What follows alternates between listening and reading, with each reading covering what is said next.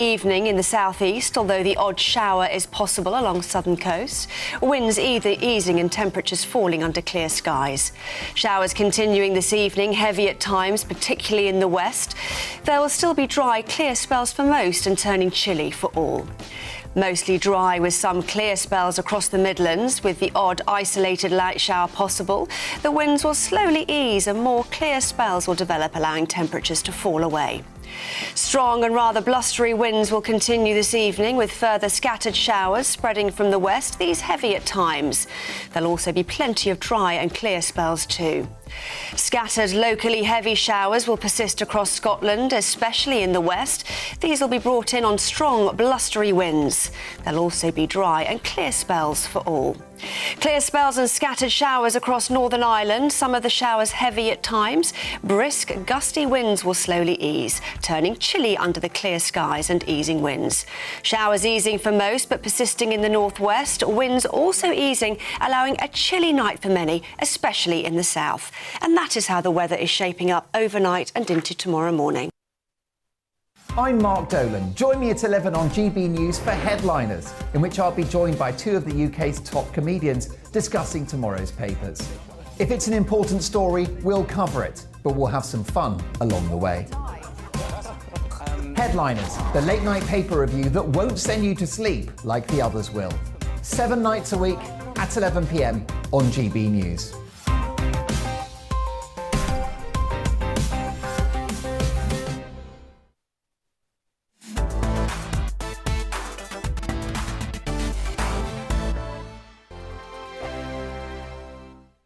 Weekday afternoons on GB News, we've got the whole of the UK covered. From 12 to 3, it's GB News Day with me, Mark Longhurst. And me, Gloria Di Piero. You'll get the very latest on everything that's been going on across our great nation. And from 3 till 6, watch out for GB News Live with me, Patrick Christys. I'm not here to mess around. With all the biggest topics and guests, you will always be up to date. GB News Day and GB News Live from 12 p.m. Only on GB News. The People's Channel, Britain's news channel.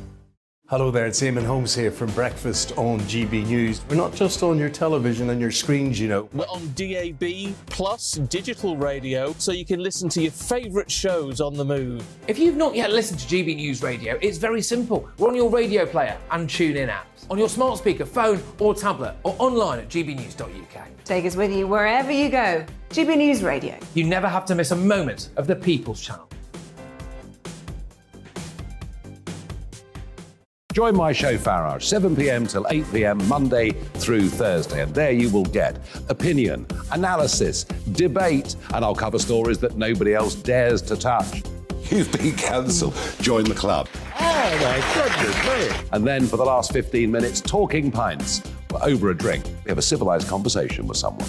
We very often disagree, but we do it in a grown-up way. Come and join me on Farage. Hello, I'm Simon Evans. Join me on GB News for Headliners at 11 p.m, where I'll be joined by two of the country's top comedians as we take a look at tomorrow's newspapers tonight. If it's a big story, we'll be covering it, I guarantee, but we'll also have some fun along the way. That's GB News Headliners at 11 p.m. We won't put you to sleep, unlike some of the other paper review shows out there. So join us, 11 p.m, 7 nights a week.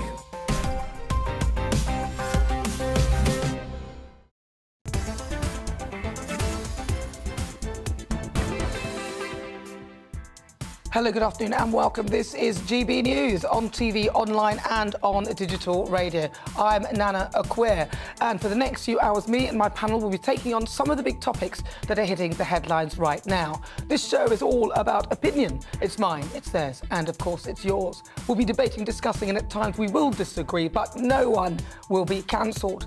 So joining me today, it's broadcaster and columnist Lizzie Cundy, and also Father Reverend, I've never heard Father Calvin Robinson. Pick one. And GB News host, he's here with us as well. So before we get started, let's get your latest news headlines.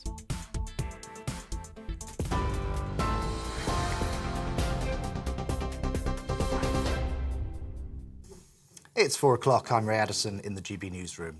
The Governor of the Bank of England is warning that interest rate increases could be bigger than previously thought. Speaking in Washington, Andrew Bailey said a stronger response may be needed to fight inflation. The central bank is set to announce its next monetary policy decision on November the 3rd. Investors are widely expecting another hike in the base rate. The MPC will respond to all this news at its next meeting in just under 3 weeks from now, just after the 31st of October. This is the correct sequence, in my view. We will know the full scope of fiscal policy by then. But I repeat what I've said already. We will not hesitate to raise interest rates to meet the inflation target. And as things stand today, my best guess is that inflationary pressures will require a stronger response than we perhaps thought in August. Well, that comes after a think tank suggested more than 5 million homes could face annual mortgage repayments of more than £5,000 by the end of 2024. Resolution Foundation says the predicted increase follows the mini-budget, which saw banks pulling deals from the market. The average 2- and 5-year fixed-term mortgage rates are now at their highest levels since 2008. The Chancellor has admitted the government went too far, too fast in its push to grow the economy. Jeremy Hunt says his focus will be stability, but difficult decisions on spending and tax will need to be made to get debt falling. He has, however, promised to protect and help struggling families and businesses when he sets out the government's fiscal plan at the end of the month. Meanwhile, Labour leader Sir Keir Starmer has accused the Prime Minister of, quote, grotesque chaos over her decision to sack Quasi Kwarteng as Chancellor. Speaking at a party conference in Yorkshire and Humber, he said Liz Truss is clinging on to power. Sir Keir says there's no precedent for what the government has done to the economy. We need to reverse the budget in full. We need to stabilise the economy.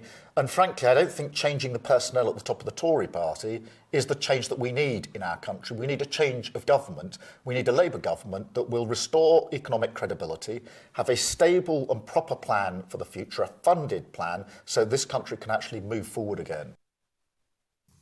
Well, tributes are being paid to Sir David Amess a year after his murder. Sir David was fatally stabbed while meeting constituents in Leigh-on-Sea in Essex. A tree was planted in his honour using compost made from flowers left in the area following his death. The father of 5, who'd campaigned to make Southend-on-Sea a city, was posthumously made the first freeman of the city when it finally became one. Conservative MP Tobias Ellwood told GB News Sir David was more than just a member of Parliament. He was the best, he really was. I mean, you get some interesting characters that are attracted to politics. He joined for the absolutely right reasons because he was passionate about Southend-on-Sea, passionate about some individual thematic issues that he wanted to push through, never interested in becoming a minister. He wanted to influence and affect the ministers as well. In international news, Russia's President Putin says he has no plans to launch more airstrikes days after the heavy bombardment of Ukraine. 100 long-range missiles were fired at targets across the country, including the capital Kyiv this week. Putin also promised an end to the mobilization of troops, saying he'll stop calling up reservists in 2 weeks. Hundreds of thousands of men have already been summoned to fight in Ukraine, but Russian forces are still losing ground in the east and south of the country. The number of people killed during a mine explosion in northern Turkey has now risen to 41. 110 people were said to be working at the site when the blast occurred yesterday. 58 miners have been rescued so far. The country's president, Erdogan, visited the area in northern Bartın province as funerals for some of the victims were held. An investigation into the cause is underway, initial indications suggesting there was methane in the mine. 3 Just Stop Oil protesters have appeared in court accused of criminal damage. Anna Holland from Newcastle and Phoebe Plummer from southwest London both pleaded not guilty to the charge after soup was thrown at a Van Gogh painting. The sunflowers artwork was protected by glass, but the frame was not. Another activist, Laura Johnson from Southwold, pleaded not guilty to charges of criminal damage after paint was sprayed on the New Scotland Yard sign. OK, this is GB News. We'll bring you more as it happens. Now let's return to Nana.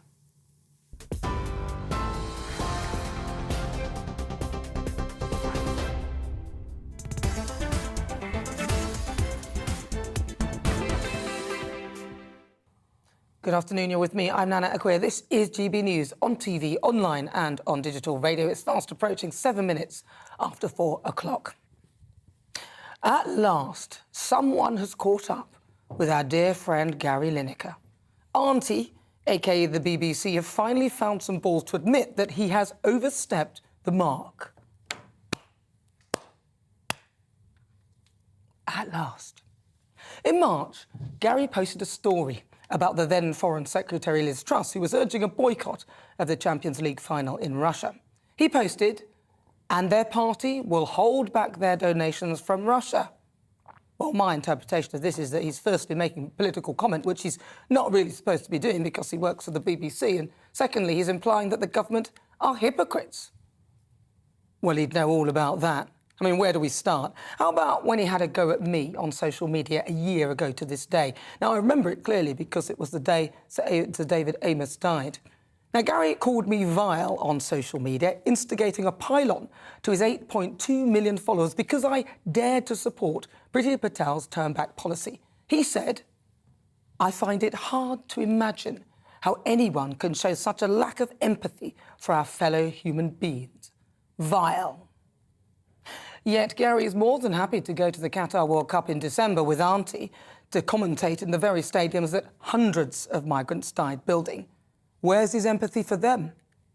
And when I wrote repeatedly to the BBC, to his boss, Philip Burney, to Tim Davie, and to the BBC Complaints Department, I was told, "We are very sorry to hear about the abuse and threats that you have received, which we clearly strongly deplore." Gary gave his own personal response to the views you expressed on the Jeremy Vine show on October the 15th on his own Twitter account.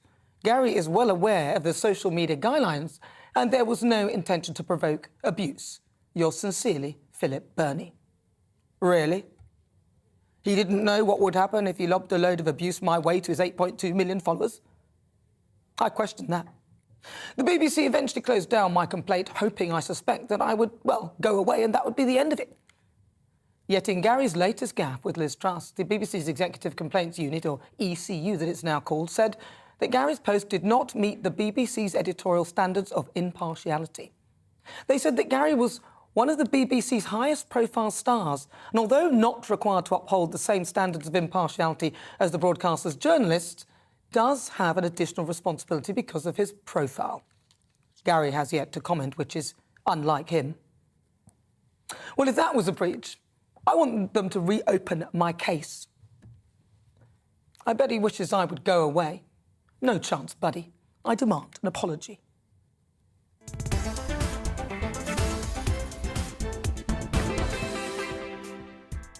So before we get stuck into the debate, here's what else is coming up today. In the Great British Debate this hour, I'm asking, is this the end of Liz Truss?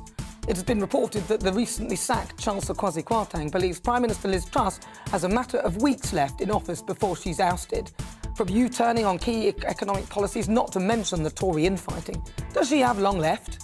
Former Tory Cabinet Minister Anne Widdecombe and former Tory London mayoral hopeful Sean Bailey will be battling it out.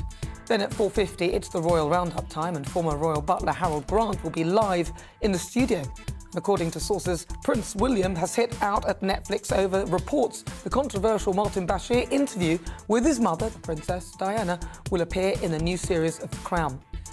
Then coming up at 5 o'clock, it's this week's Difficult Conversation, and I'm going to take a glimpse at the adult film industry. Leanne Young was a single mother and sole provider who dreamt of a better life. She promptly left the industry after being sexually assaulted. She was, of course, in the porn industry. Now she helps others find a way out of the adult film world. That's coming up in the next hour. Tell me what you think on everything we're discussing. You can email gbviews@gbnews.uk or tweet me at gbnews.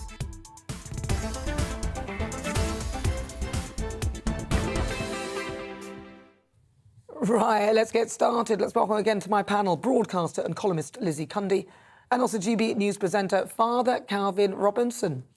Hello and welcome to both of you. Hello. Thank you. Good to see you. Yeah, lovely to see you both as well. Looking very nice, both of you. It's fabulous. And you. Thank you. I was just waiting for that compliment. It took a while, Calvin. I had to say it a few times. Lizzie, I'm going to start with you. I mean, you know, I've talked about this because, you know, what happened to me was I got the sort of pylon treatment by being called a name from Gary. Yep. And even though I did complain profusely to the BBC, I didn't get any joy at all. No. And yet, following what the comments that have been made with respect to this particular incident, they have admitted that he has a duty of care because of his profile to uphold impartiality. Well, I know Gary Lineker very well. My ex-husband played at Tottenham with Gary, and I've known him for a while. So let's not forget, Gary is paid by the BBC for just under $2 million, which is a fine, handsome wage, may I say, for reading an auto cue. Not bad work if you can get it. And he's great about football. Obviously, he was a world-class player.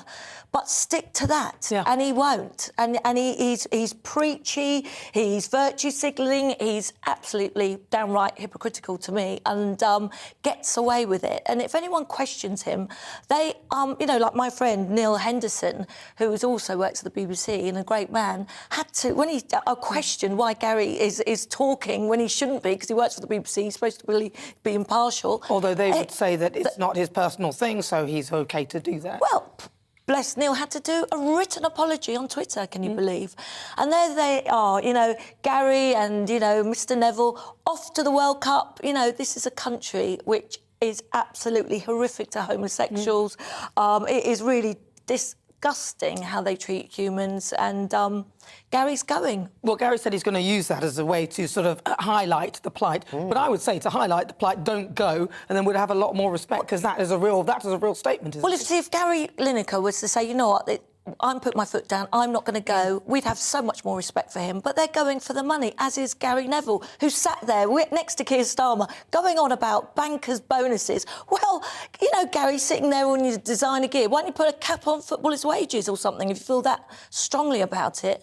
They do this whole moral, holier-than-thou, personality, and it's just so hypocritical. I'm really sorry, Gary, but you've really let, so many people down with the way he thinks. It really does upset me. And stick to the football. Well, there's me thinking you were going to defend him. Calvin. I've got no problem with the Garys going to Qatar if that's what they want. If that's their lifestyle, they want to take money from slave traders, people building empires at other people's costs, or the cost of other people's lives. That's on them. That's on their guilty conscience. But it's when they turn around and attack people like you. And I remember this affected you quite a bit at the time. I remember I tried to defend you on Twitter. Gary Lineker's got a massive platform, and you had a lot of abuse on your face because he tried to paint you as a bad person compared to him. He tried to put himself on a pedestal. I think that's the hypocrisy that I can't stand. But it's bigger than him.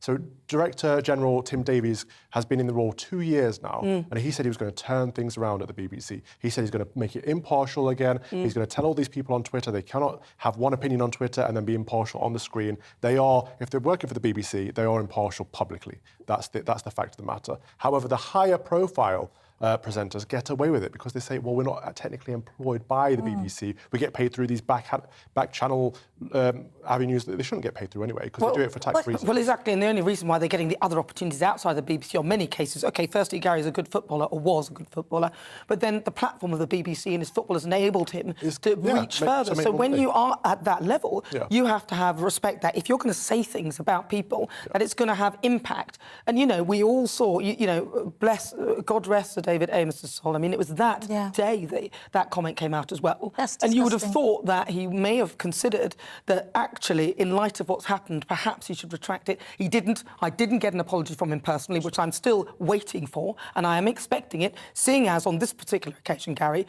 you've really had to eat humble pie because the BBC aren't having it, so I want my apology as well. Yeah, but about time, and also something else he's done today. He's saying that there are two allegedly gay football players that he wants to come out, hopefully, they will say, throughout the World Cup. But I'm like, leave them to it, Gary. It's none of your business. And also, I don't know whether they are going to Qatar, but there are draconian laws on homosexuals out there, And if Gary Lineker knows who they are, other people will know. And it's like Meghan Markle came out saying there's alleged racists in the royal family. Well, Gary's doing the same thing. And these guys haven't come out because it's up to them when they do and if they do, not up to Gary Lineker.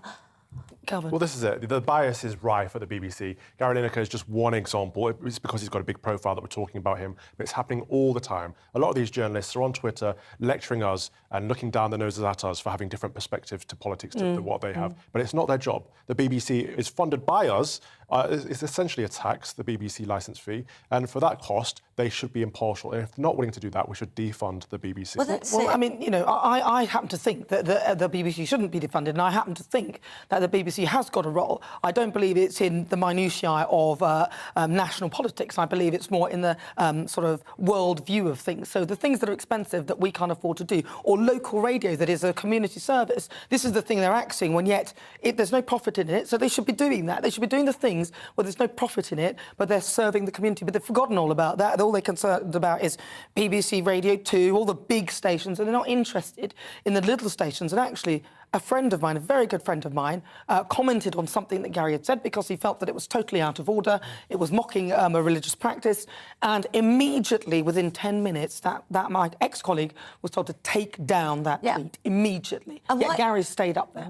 But he has so much power. He has so much power, and he has got millions of followers. He's also worth £30 million, I think, paid by us. Or, you know, with a knock-on effect, because of his fame, he's done loads of brand deals, and he was also works for BT Sports and many others. But I think he's quite despicable with what he gets away with. I think more of it is that I think it's more to do with actually, in my view, actually focusing on the BBC and how they should insist that they uphold the standards on an equal level, I think. And for me, I just felt it was unfair that, you know, the way he behaved towards me. But anyway, it's always great to get your comments, as with it is on everything we discuss here on GB News. You've just joined me. It's just coming up to 18 minutes after 4 o'clock. This is GB News on TV, online and on digital radio. Still to come, it's time for the Great British Debate this hour. I'm asking, is this the end for Liz Truss? According to the reports, the recently sacked Quasi Kwarteng believes that Truss has only a matter of weeks left before she's ousted as Prime Minister. From U-turning on key economic policies to the Tory infighting, which I can't sincerely blame her for that. But does she have long left regarding her leadership of the party? Former Tory Cabinet Minister Anne Widdecombe and former London mayoral hopeful Sean Bailey will be weighing in on the debate. Send me your thoughts as ever. Email gbviews@gbnews.uk. Tell me what you think. You can also tweet at GBNews. And there is a poll up right now asking this: is it the end for Liz Truss? Cast that vote, but first, it's the weather. Looking ahead to this evening's weather, and the UK is looking dry with clear skies and turning chilly for many. Scattered showers in the west. Let's take a look at the details. Showers slowly easing this evening with dry and clear spells for most. It'll remain rather windy and gusty, especially over the coast and hills, turning rather chilly after sunset too. A mostly dry evening in the southeast, although the odd shower is possible along southern coasts. Winds either easing and temperatures falling under clear skies. Showers continuing this evening, heavy at times, particularly in the west. There will still be dry, clear spells for most and turning chilly for all. Mostly dry with some clear spells across the Midlands, with the odd isolated light shower possible. The winds will slowly ease and more clear spells will develop, allowing temperatures to fall away. Strong and rather blustery winds will continue this evening, with further scattered showers spreading from the west, these heavy at times. There'll also be plenty of dry and clear spells too. Scattered, locally heavy showers will persist across Scotland, especially in the west. These will be brought in on strong, blustery winds. There'll also be dry and clear spells for all. Clear spells and scattered showers across Northern Ireland, some of the showers heavy at times. Brisk, gusty winds will slowly ease, turning chilly under the clear skies and easing winds. Showers easing for most, but persisting in the northwest. Winds also easing, allowing a chilly night for many, especially in the south. And that is how the weather is shaping up overnight and into tomorrow morning.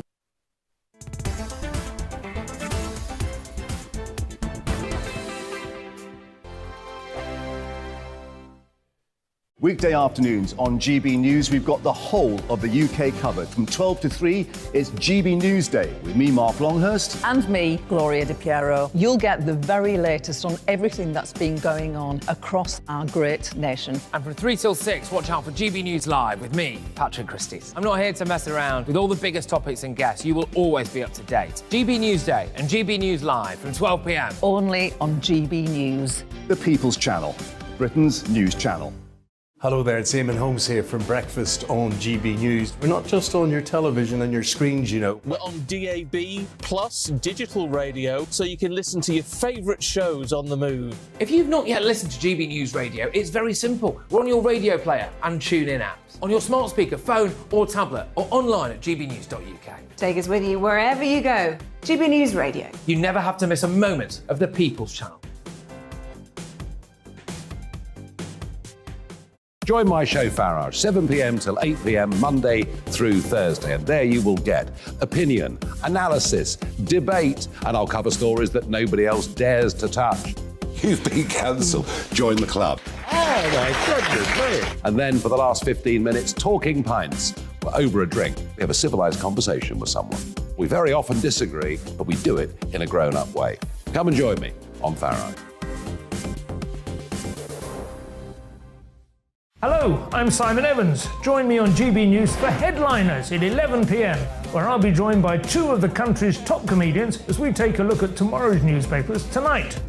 If it's a big story, we'll be covering it, I guarantee, but we'll also have some fun along the way. That's GB News Headliners at 11 p.m. We won't put you to sleep, unlike some of the other paper review shows out there. So join us, 11 p.m, 7 nights a week.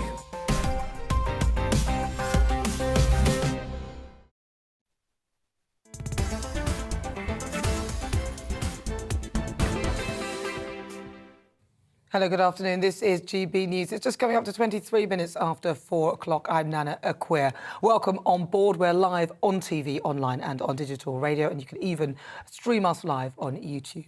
Now, before the break, I was discussing Gary Lineker, and we were discussing the fact that the BBC have finally upheld a complaint. Let's have a look at what you've been saying. Oh, what have I got? I've got one here from, let's see, Graham. Graham says, oh no, he's talking about Jeremy Hunt here. BMK says the hypocrisy is overwhelming from the likes of Lineker, Neville, Beckham. They have chosen money. Those football stadiums were built with slave labour, and more importantly, 2,000 plus lives were lost. That's Baz in Cardiff. Thank you for that, Baz. Lots of you have been getting in touch as well.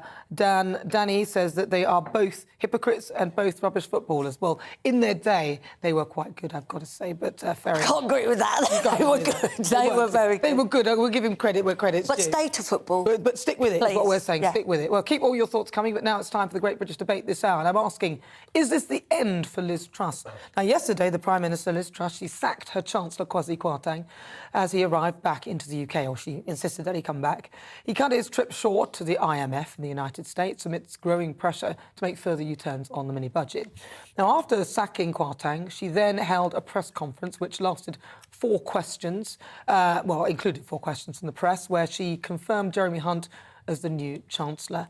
Now, I felt really sad for her in this because she actually looked quite distressed in this conference, in this particular press conference. I'd look distressed if I was installing Jeremy Hunt as well. Yeah, well, I felt very distressed. I actually opened a bottle of wine and finished it after I heard Jeremy Hunt's name on my own. I did. That's what.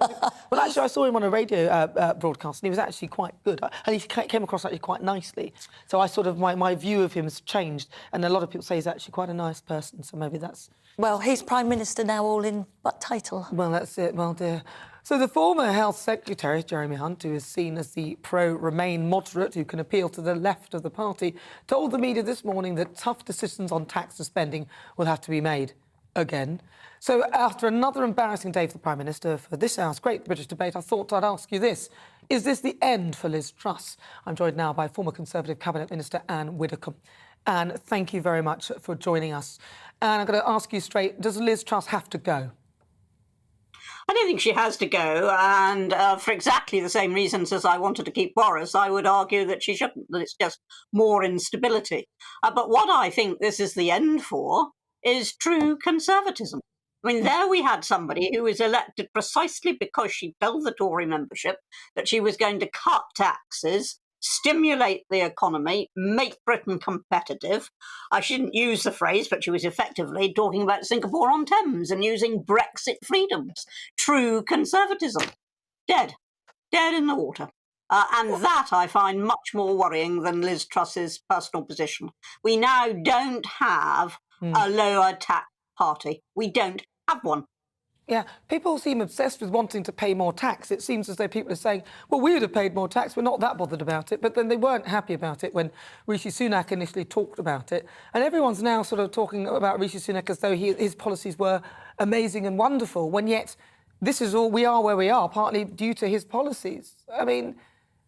Well, indeed, and it's ironic, because Keir Starmer actually told his troops to support the reduction in tax from 20 to 19. He told his troops to support it. So you've got here a Tory government lowering taxes, supported by the opposition, and it's all going completely haywire. I mean, that is the sad thing about it. And yes, you're quite right. I mean, Rishi Sunak simply offered more of the same. That is why the Tory party decided they wanted something much bolder. They got something bolder, and they betrayed her. It feels like they want more of this gruel. They want more. And historically, though, when the Chancellor and the Prime Minister fall out, that usually means it's the end, though, at the end of the tenure for the Prime Minister. Do you see this, though? Because Jeremy Hunt is going to... They don't agree on many things, it would seem. So do you think... I think they agree on hardly anything, quite honestly. I mean, he is an arch Remainer. You know, I'm sure that he will spend an awful lot of time placating his masters in the EU.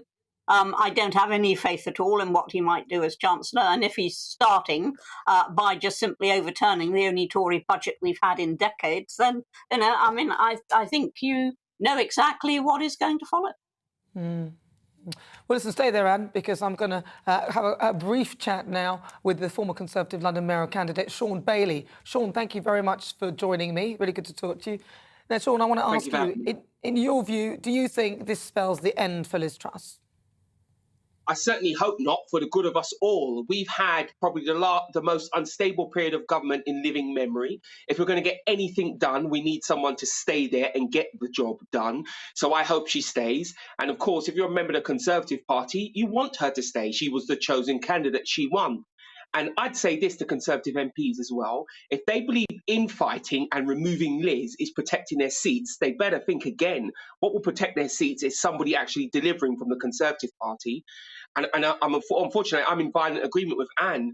We needed someone to give us a new direction economically. If you look at what's happened in this country for the last 10, 15 years, it's been this sort of tax and spend globalist approach, and it has not worked. And I think because of all of what's been written in the mainstream media, people have forgotten that we were very unhappy with the situation we were in.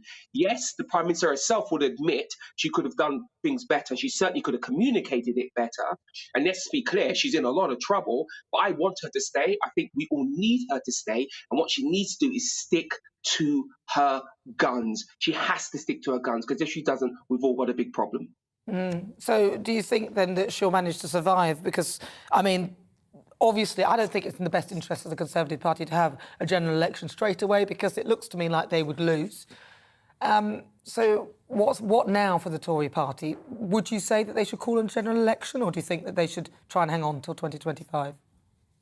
Theresa May taught us a very important lesson. An early general election is always a disaster. She was in the complete reverse of this situation. She had a great lead, and look what that turned into. So general election should be off the cards. And look, there's many Conservative MPs who are worried about their seats, but they need to sit in a dark room and consider what they're doing. They are now doing the work of the Labour Party. Look, to lose one Prime Minister is unfortunate. To lose two is beyond negligence. They've got to get together. Those MPs need to sit down, if they supported Liz or not, and make it work. Because if you look what people are saying now, it's like an omni-shambles. It's looking like an inevitability that Labour can win. And yeah, and the only way... Excuse me? I said, well, it's a joke. I mean, the way they're behaving, it's laughable.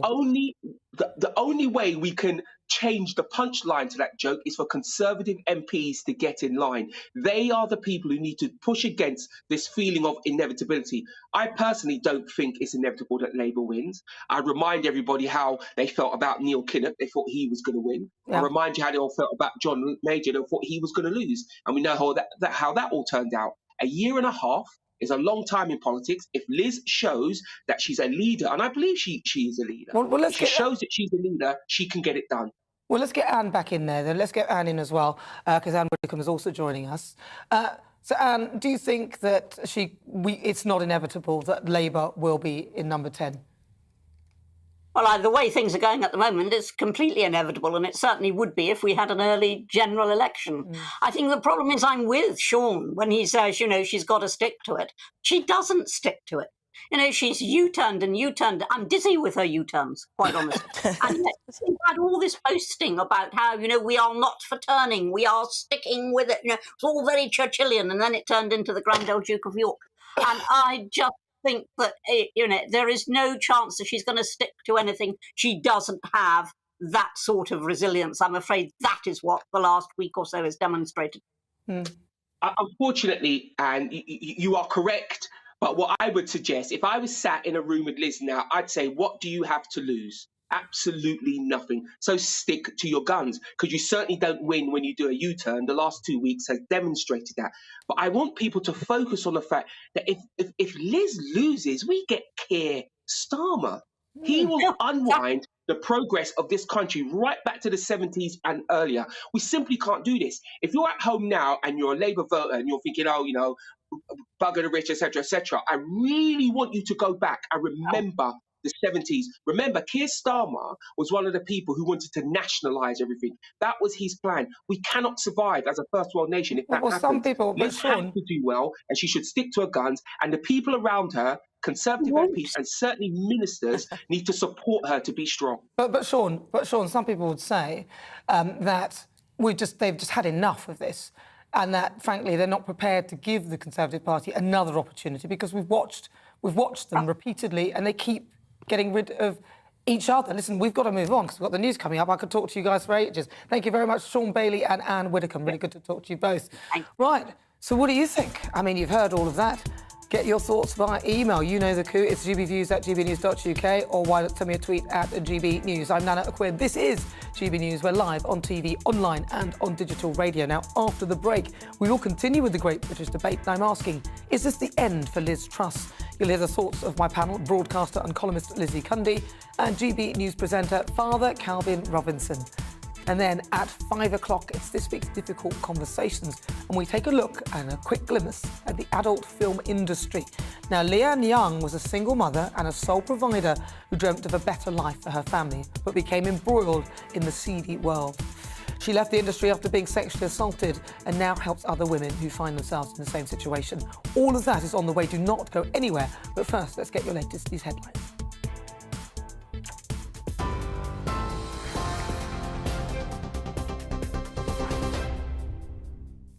Thanks, Nan. Approaching 4:34, I'm Ray Addison in the GB Newsroom. The Governor of the Bank of England is warning that interest rate increases could be bigger than previously thought. Speaking in Washington, Andrew Bailey said a stronger response may be needed to fight inflation. The central bank is expected to announce its next monetary policy decision on November the 3rd. Investors are widely anticipating another hike in the base rate. The MPC will respond to all this news at its next meeting in just under 3 weeks from now, just after the 31st of October. This is the correct sequence, in my view. We will know the full scope of fiscal policy by then. But I repeat what I've said already. We will not hesitate to raise interest rates to meet the inflation target. And as things stand today, my best guess is that inflationary pressures will require a stronger response than we perhaps thought in August. Well, that comes after a think tank suggested more than 5 million homes could face annual mortgage repayments of more than £5,000 by the end of 2024. The Resolution Foundation says the predicted increase follows the mini-budget, which saw banks pulling deals from the market. The average 2- and 5-year fixed-term mortgage rates are now at their highest levels since 2008. The Chancellor has admitted the government went too far, too fast in its push to grow the economy. Jeremy Hunt says his focus will be stability, but difficult decisions on spending and tax will need to be made to get debt falling. He has, however, promised to protect and help struggling families and businesses when he sets out the government's fiscal plan at the end of this month.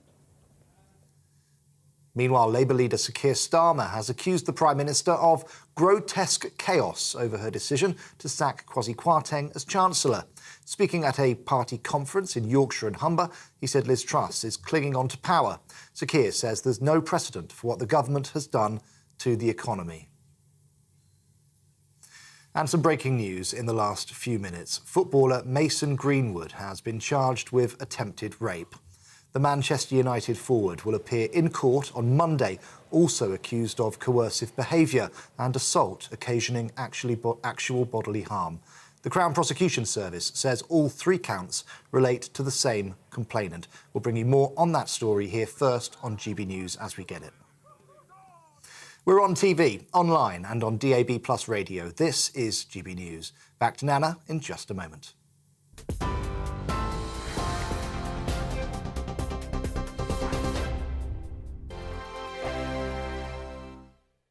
Weekday afternoons on GB News, we've got the whole of the UK covered. From 12 to 3, it's GB News Day with me, Mark Longhurst. And me, Gloria Di Piero. You'll get the very latest on everything that's been going on across our great nation. And from 3 till 6, watch out for GB News Live with me, Patrick Christys. I'm not here to mess around with all the biggest topics and guests. You will always be up to date. GB News Day and GB News Live from 12 p.m. Only on GB News. The People's Channel, Britain's news channel. Hello there, it's Eamon Holmes here from Breakfast on GB News. We're not just on your television and your screens, you know. We're on DAB plus digital radio, so you can listen to your favourite shows on the move. If you've not yet listened to GB News Radio, it's very simple. We're on your radio player and tune-in apps, on your smart speaker, phone or tablet, or online at gbnews.uk. Take us with you wherever you go. GB News Radio. You never have to miss a moment of the People's Channel. Join my show Farage, 7 p.m. till 8 p.m. Monday through Thursday, and there you will get opinion, analysis, debate, and I'll cover stories that nobody else dares to touch. You've been cancelled. Join the club. Oh my goodness me. And then for the last 15 minutes, talking pints. We're over a drink. We have a civilised conversation with someone. We very often disagree, but we do it in a grown-up way. Come and join me on Farage. Hello, I'm Simon Evans. Join me on GB News for Headliners at 11 p.m, where I'll be joined by 2 of the country's top comedians as we take a look at tomorrow's newspapers tonight. If it's a big story, we'll be covering it, I guarantee, but we'll also have some fun along the way. That's GB News Headliners at 11 p.m. We won't put you to sleep, unlike some of the other paper review shows out there. So join us, 11 p.m, 7 nights a week.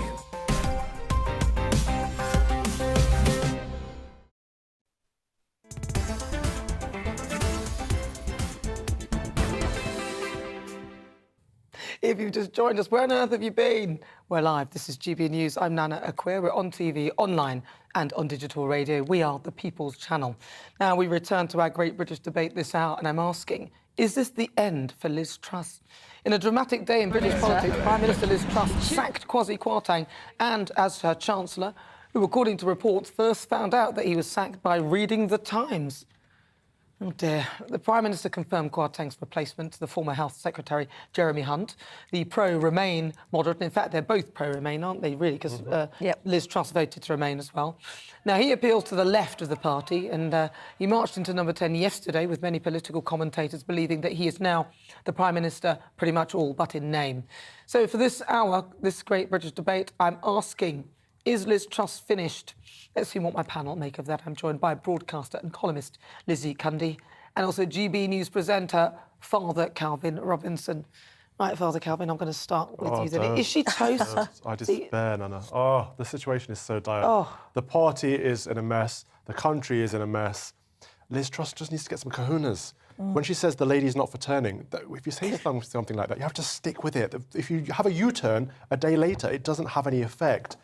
Sacking Quasi was her biggest mistake so far. That's a big mistake. Because her and he are so aligned, but he's also one of the smartest MPs in Parliament. Absolutely.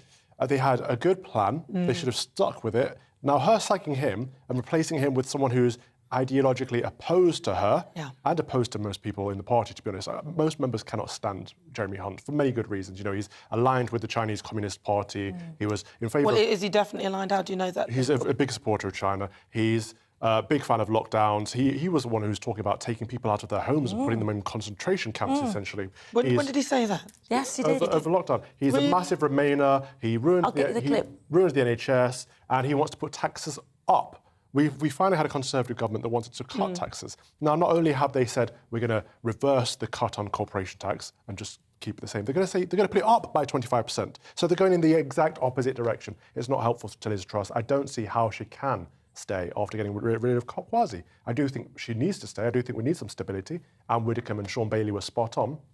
I just don't see how it's feasible. The party's imploding, and that means the country's going to go down the pan. It is, I'm afraid. She is a modern-day political tragedy. That's what she is. And her press conference, there was no confidence, no authority, you could just say she's no control. And she was looking, I mean, why call number one that press conference when she didn't want to answer any questions from the press? She looked through them like me trying to find a toilet in Wetherspoons. I was like that, trying to look. She didn't know their names, or she was thinking, oh, they're going to be nasty, I won't ask them.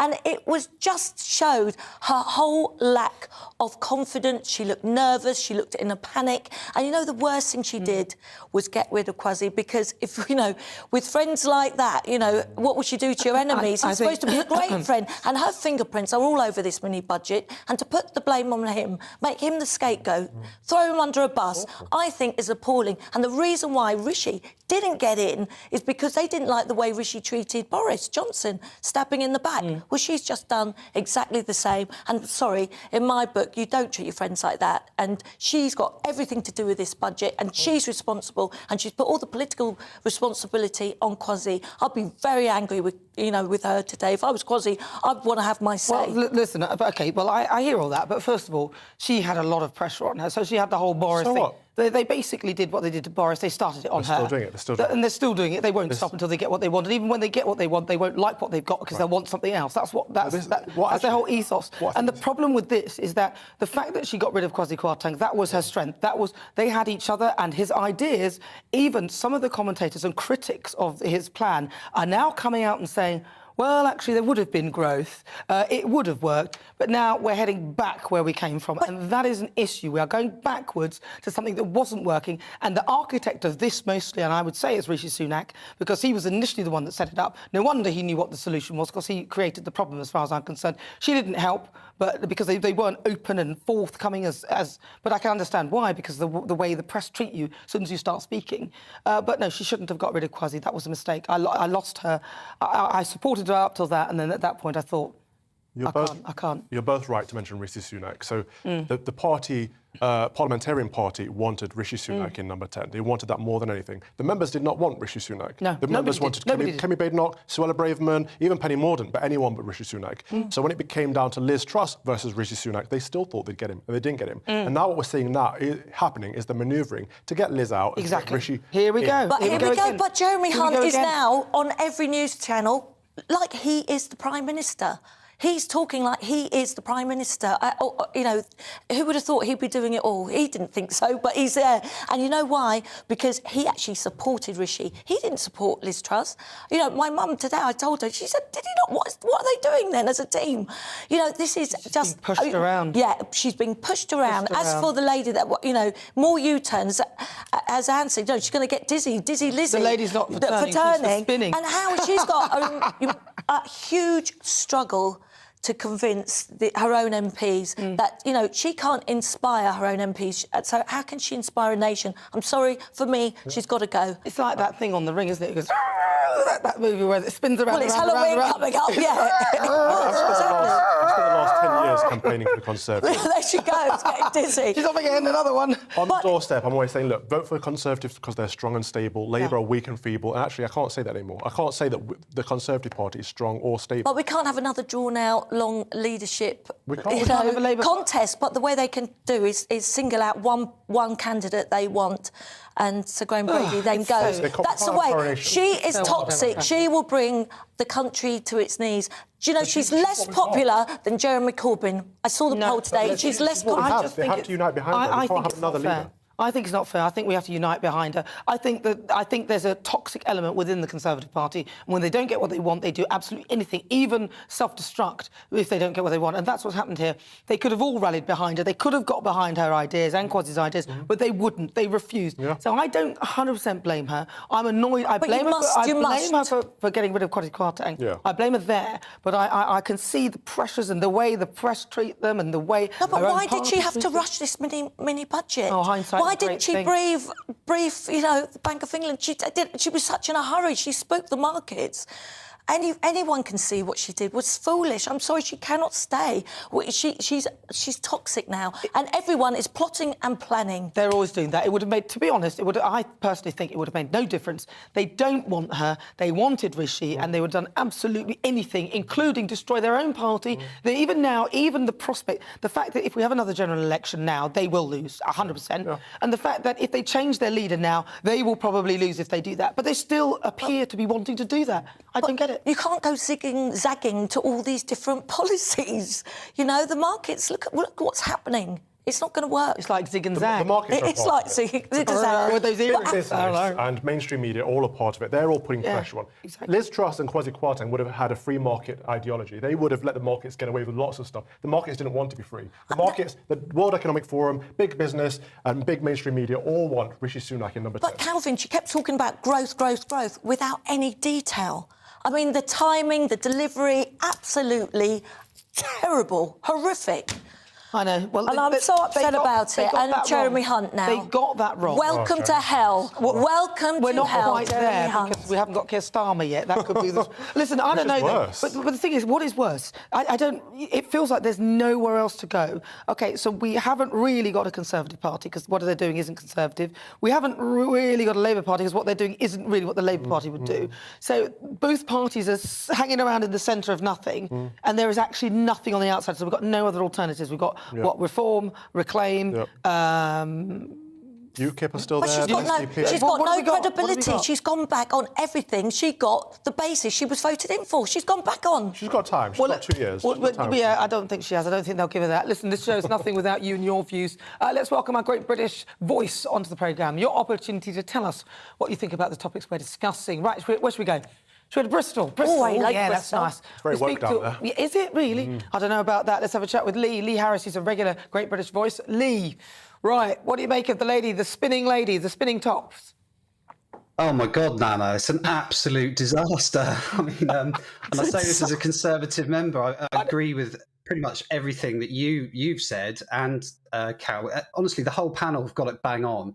I honestly hope, I'll explain why, I honestly hope she doesn't go. But the answer is yes, it is pretty much over for Liz Truss. I mean, the way I see it is they have kind of three options. She remains as PM in name only, with Hunt pulling the strings, and they kind of rally around her in public. They ditch her and install Sunak, or someone possibly like Ben Wallace, or they call a general election, which I can't see happening for obvious reasons. The polling at the moment is horrendous.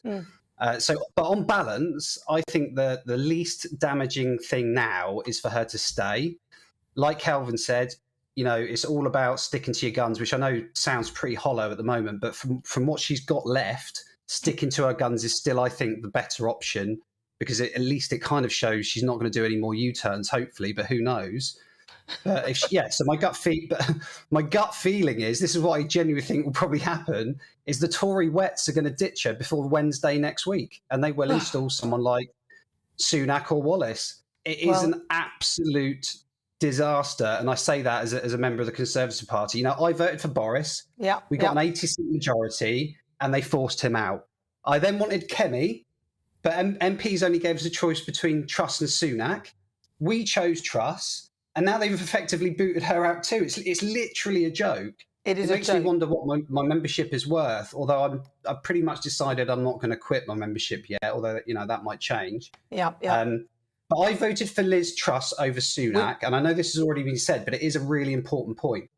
I voted for Truss over Sunak because I believed that lower taxes will boost growth, especially scrapping that rise in corporation tax. That is exactly what the country needs. Now, corporation tax will be above the global average, above the EU average, and twice what it is in Ireland. Lee, you're on a roll.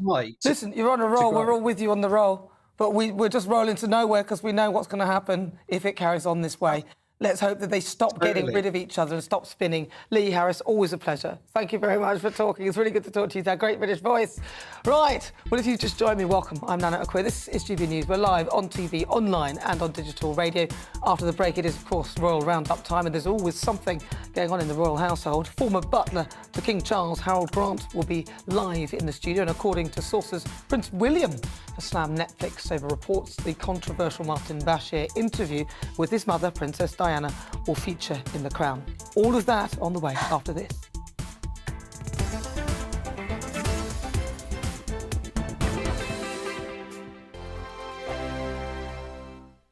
Weekday afternoons on GB News, we've got the whole of the UK covered. From 12 to 3, it's GB News Day with me, Mark Longhurst. And me, Gloria Di Piero. You'll get the very latest on everything that's been going on across our great nation. And from 3 till 6, watch out for GB News Live with me, Patrick Christys. I'm not here to mess around with all the biggest topics and guests. You will always be up to date. GB News Day and GB News Live from 12 p.m. Only on GB News. The People's Channel, Britain's news channel.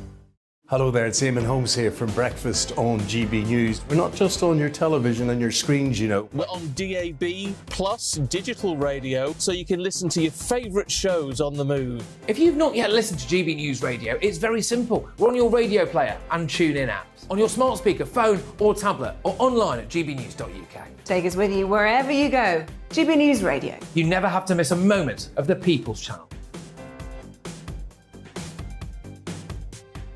Join my show Farage, 7 p.m. till 8 p.m. Monday through Thursday, and there you will get opinion, analysis, debate, and I'll cover stories that nobody else dares to touch. You've been cancelled. Join the club. Oh my goodness me. And then for the last 15 minutes, talking pints. We're over a drink. We have a civilised conversation with someone. We very often disagree, but we do it in a grown-up way. Come and join me on Farage. Hello, I'm Simon Evans. Join me on GB News for Headliners at 11 p.m, where I'll be joined by two of the country's top comedians as we take a look at tomorrow's newspapers tonight. If it's a big story, we'll be covering it, I guarantee, but we'll also have some fun along the way. That's GB News Headliners at 11 p.m. We won't put you to sleep, unlike some of the other paper review shows out there. So join us, 11 p.m, 7 nights a week.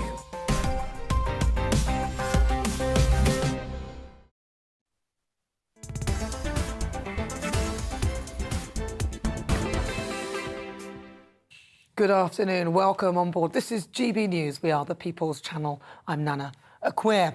Well, now, as you know, there's always something exciting going on in the royal household, and this week has been no different. Buckingham Palace is issuing this statement. It is with regret the Prince and Princess of Wales are separating. So, according to sources, Prince William has slammed Netflix over reports that the controversial Panorama interview with his mother, Princess Diana, will feature in The Crown. And, of course, each Saturday I love to give you a rundown, and who better to do that than Harold Grant. He's here. He was the ex-royal butler. Hello, Nana. Nice to see you. You too. Yeah. So, God, it's been busy, hasn't it? The royals have been having a bit of a time of it. It has. It's all going. It never really stops, does it? No. I mean, they're having a real time of it. It's The Crown. I mean, I've never watched it. Have you watched it? I have, because I was actually involved in a competition a few years ago, and they asked if I would watch a couple of episodes. So I watched it and found it a little bit frustrating because there's bits of it that obviously are somewhat accurate, and there's other bits that are not. So it's kind of based on, I suppose, fact and fiction. I think that's the big thing about it, isn't it? Well, so they're using the interview, or they're using the interview, which obviously William was very upset about, and we in this country have decided we're not going to use it anymore. Isn't that right? And I agree with him, because it's a trauma. You don't want to keep seeing that. No, I think it's difficult. I completely agree with them, because it's a difficult time for them as a family. Obviously, you don't want to be repeating history, but then the other part of it is obviously it is part of history. It's something that took place in this country, and obviously there's an interest in it. But the problem with The Crown is people are watching it and literally taking it for face value, and what happened last year with the now Queen Consort was obviously she came into the programme, a younger generation that didn't know anything about all that took place, suddenly started kind of getting quite annoyed about it on social media. So that's why they've got to be a little bit careful, because they're watching and listening and maybe not fully understanding, and it's getting a bit complicated. Yes, it's true. That younger generation is a bit wallflowerish on some things. I'll get myself in trouble. They'll come for me. They'll come and get me. So this is happening. I heard as well that apparently that Prince Harry, they were sort of trying to get Netflix to roll back on some of the things. Is that something that you've heard about? It wouldn't surprise me, because obviously during the Queen's funeral we saw them as a family together again. Whether they've had conversations about it, who knows? I mean, it wouldn't surprise me if conversations did take place.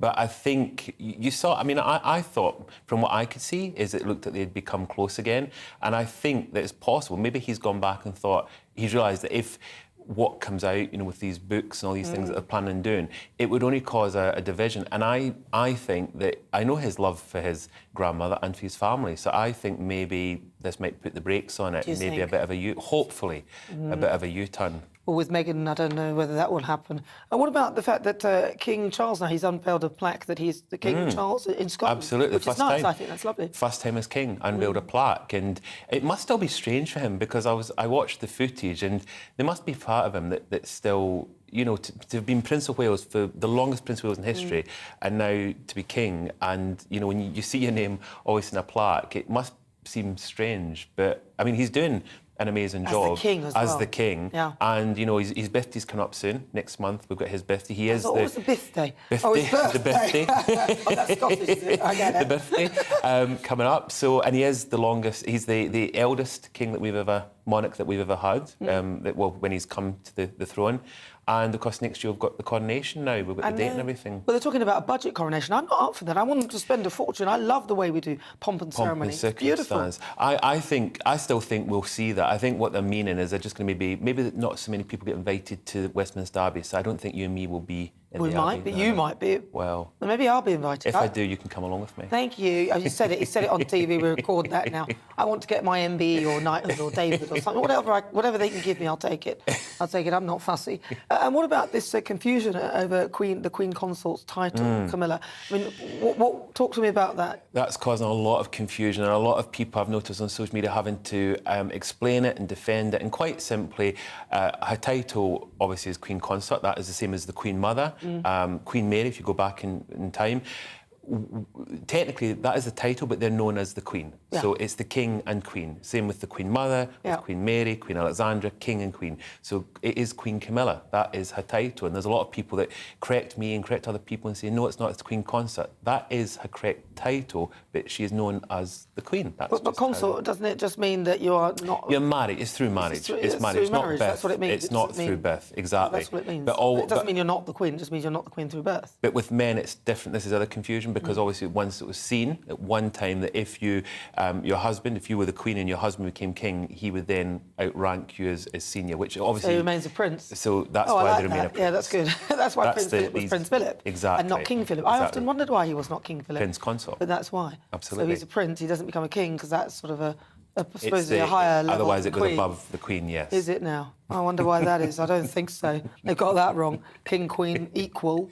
But I agree that, there should be some difference so that you know which one's which. Which is which, yes. Yeah, so that resolves that. And are there any brief updates on Harry and Meghan? Have you had a chance to listen to her next edition of the Archetypes? No, but see, that confused me, because that all stopped, didn't it? We had all the kind of trailers and everything, and then it all went really quiet, and then there's been a few, and then it stopped. And I think the problem is, just from my experience, because, you know, I like doing a lot on social media, it's interesting that they've started and then they've stopped. You've got to keep going. You can't just stop and start. Well, it was for the Queen's funeral. I think they obviously the Queen's funeral stopped for that. But if they don't, but what I mean is, originally when it all came out, it was supposed to be was it last year, and then it didn't happen, and so I think that'll probably continue. I think that contract will probably end. As long as if they carry on doing it, as long as it's positive, then they'll be fine. The latest one was not very good. It's not very good at all. I just find her voice really patronising as well. I just find the whole thing.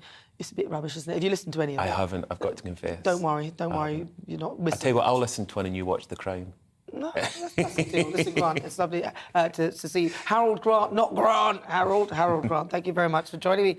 That is Harold Grant. He's the former royal butler. This is GB News. You're watching me or listening. This is me, Nana Akua. More to come in the next hour.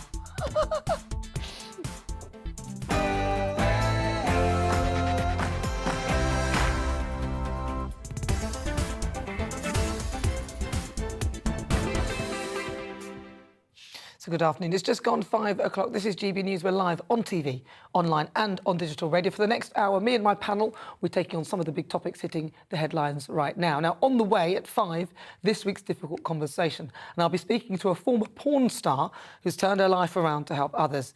Then, of course, our great British debate for that hour, I'm going to be asking, is illegal immigration a burden that we cannot afford? But first, let's get your latest news headlines.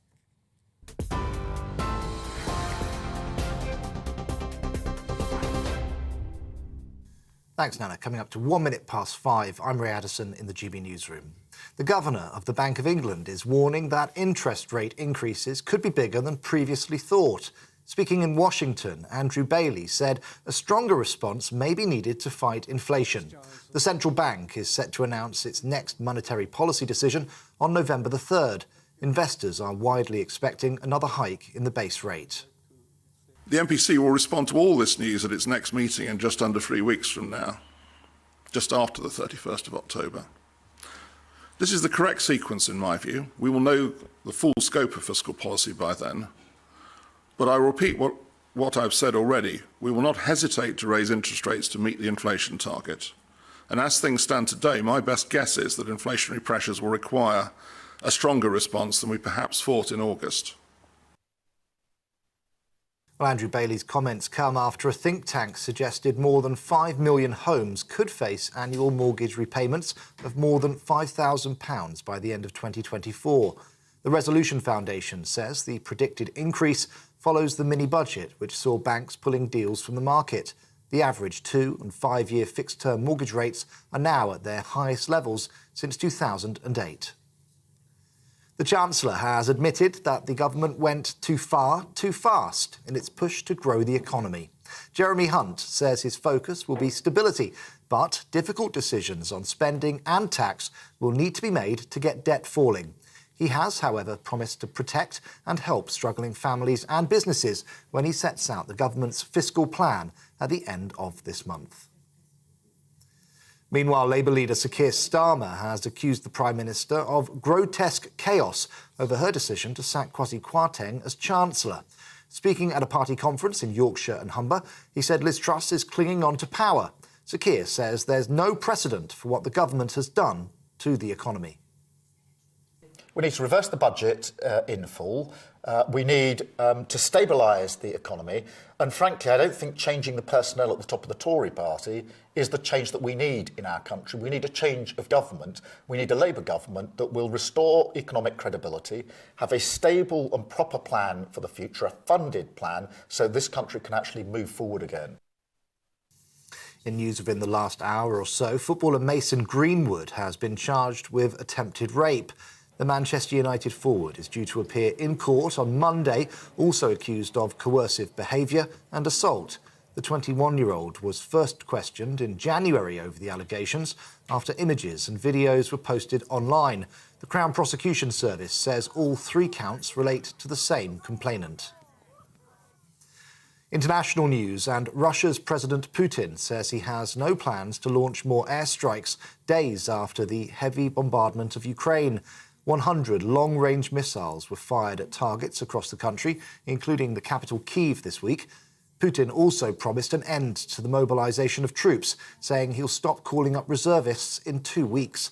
Hundreds of thousands of men have already been summoned to fight in Ukraine, but Russian forces are still losing ground in the east and south of the country.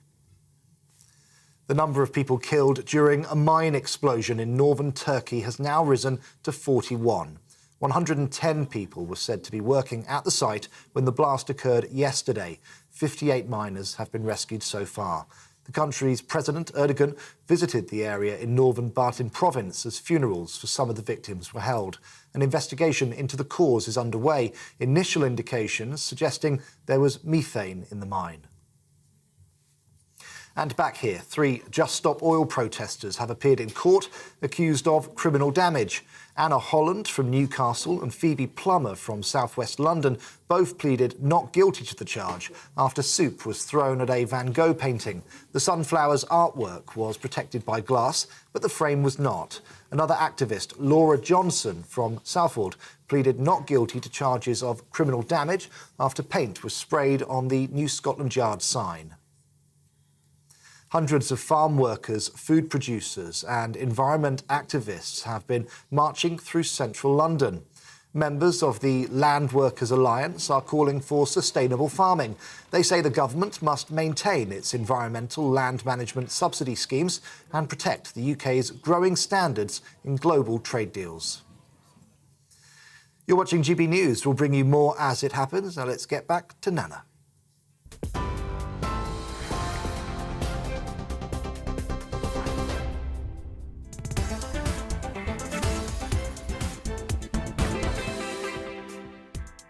So good afternoon, this is GB News. We're live on TV, online and on digital radio. I'm Nana Akua, and for the next hour, me and my panel will be taking on some of the big topics that are hitting the headlines right now. Now, this show is all about opinion. It's mine, it's theirs, and of course it's yours. We'll be debating, discussing, and at times we will disagree, but no one will be cancelled. Joining me today, it's broadcaster and columnist Lizzie Cundy and GB News presenter Father Calvin Robinson. Still to come, this week's difficult conversation.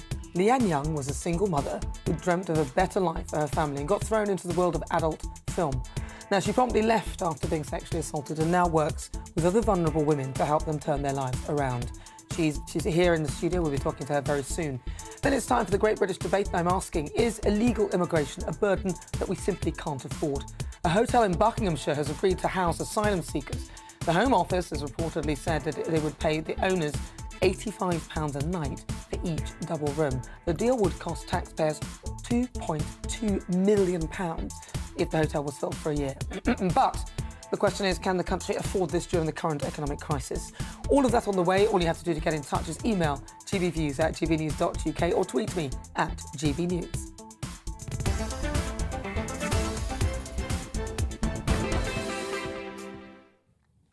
So welcome aboard if you've just joined me. It's now time for this week's difficult conversation. Now, working in the adult film industry can be a harrowing experience, and those in the industry have previously said that they felt uncomfortable and at times exploited by the way things are run. Leanne Young was a former adult film star, and she knows this only too well. Now, she joined the film industry as a young single mother and a sole provider, but she dreamt of a better life for her family and promptly left the industry after being sexually assaulted a few times after she started working as an adult film star. And now Leanne has turned her life around. She worked as a counsellor and collaborates with the Metropolitan Police on crimes involving pornography. I'm pleased to say that Leanne Young joins me now. Leanne, thank you so much for joining me. Good morning. I mean, good afternoon. It's afternoon now. I was just admiring your teeth. Oh, thank you so much. Match my suit. Well, we are the monochrome team, though, aren't we? It's great. We look great, I think. I won't. But Leanne, so it's really good to see you. A lot of people don't want to talk about the industry, the porn industry or the adult film industry, because it's a bit of a taboo, isn't it? You know, and it's if your child or a member of your family is part of it, it almost becomes a bit of a stigma. So you got involved in it as a single mum. Talk to me about why and how that came about. Well, when I was younger, I mean, I had no sex education at school. In fact, it was a grainy black and white movie in a room full of all the class, boys and girls mixed. And at the end, the teacher said, "Do you have any questions?" You're about 12 years old. You're not going to put your hand up. There's just no chance. And then, in fact, I mean, I'm just going to be open about it. I actually was still under the illusion that to have a child, 2 adults had to have an orgasm together. Oh, my God. Right? 2 children later, and I split with my ex-partner and I had my first orgasm. Then I realised, oh, my God, the myth of sex education. But, sex, what we were taught about at school was about loving relationships and reproduction. Now, when I found myself with a single parent, I had no support from the father. And the peers, the people around me were like, no, you get a council flat, you claim this much money, you do this much money. And then I kind of looked and I thought, this isn't what I had a vision for myself. I want to be more. I need to get out of this situation. I don't want to be offered, like, marijuana every other weekend or, let's buy some knockoff gear here. I wanted my children to grow up with a better future. And I calculated with a housemate how much money I needed to earn to try and make amends and move forward. And, I tried to do regular jobs, and it just, being a single mother of 2 running a household isn't easy. And somebody mentioned pornography to me, and before I knew it, I was in pornography. Really? Was that straight in? It was very easy to join. I mean, don't get me wrong, the industry don't come knocking on your door. Yeah. But there used to be the stage newspaper, and there was... I remember that. God. Yeah, I know, we're going back some years. Oh, my God, we're going to show our age. But the thing was, there was a stage newspaper, many producers and agents saying, if you're over 18, please contact us to make adult movies. Did I really know what was involved with it? No, of course I never. I just knew it was sex. I didn't know that it might take 18 hours to make a movie. Oh, really? Is that how long it takes? Oh, some sets are 18 hours. That's the longest set I've been on. And then as you progress in your career and you become good at your career, the time does get shorter. But, yeah, what a viewer may see is 20 minutes. It actually can take 18 hours to film. So, and that's on the professional side of the industry. So for me, I went into the industry for 2.5 years. I had a business plan. I had an objective, and I knew exactly where I was going. I'd done exceptionally well. I left England, and I was working at the highest level in Los Angeles, known as the Porn Queen of England. Really? And my career, I enjoyed my career. And in fact, this may shock you and many others. Because I was able to choose who I worked with, I think I may have slept with only 12 men in 18 months. Really? And they were all tested for STIs under a certain time. So, in fact, I was way more health conscious, and I was more protected against STIs than most regular people who, let's be real, there's a lot of people who go out on a Friday night and have a different partner without using protection.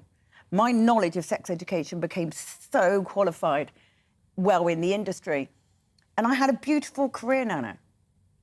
I was at the highest level of a British person in the United States. They had taken me under their wing. I'd worked for Playboy, I'd worked for Hustler, Vivid, Wicked, all the top labels.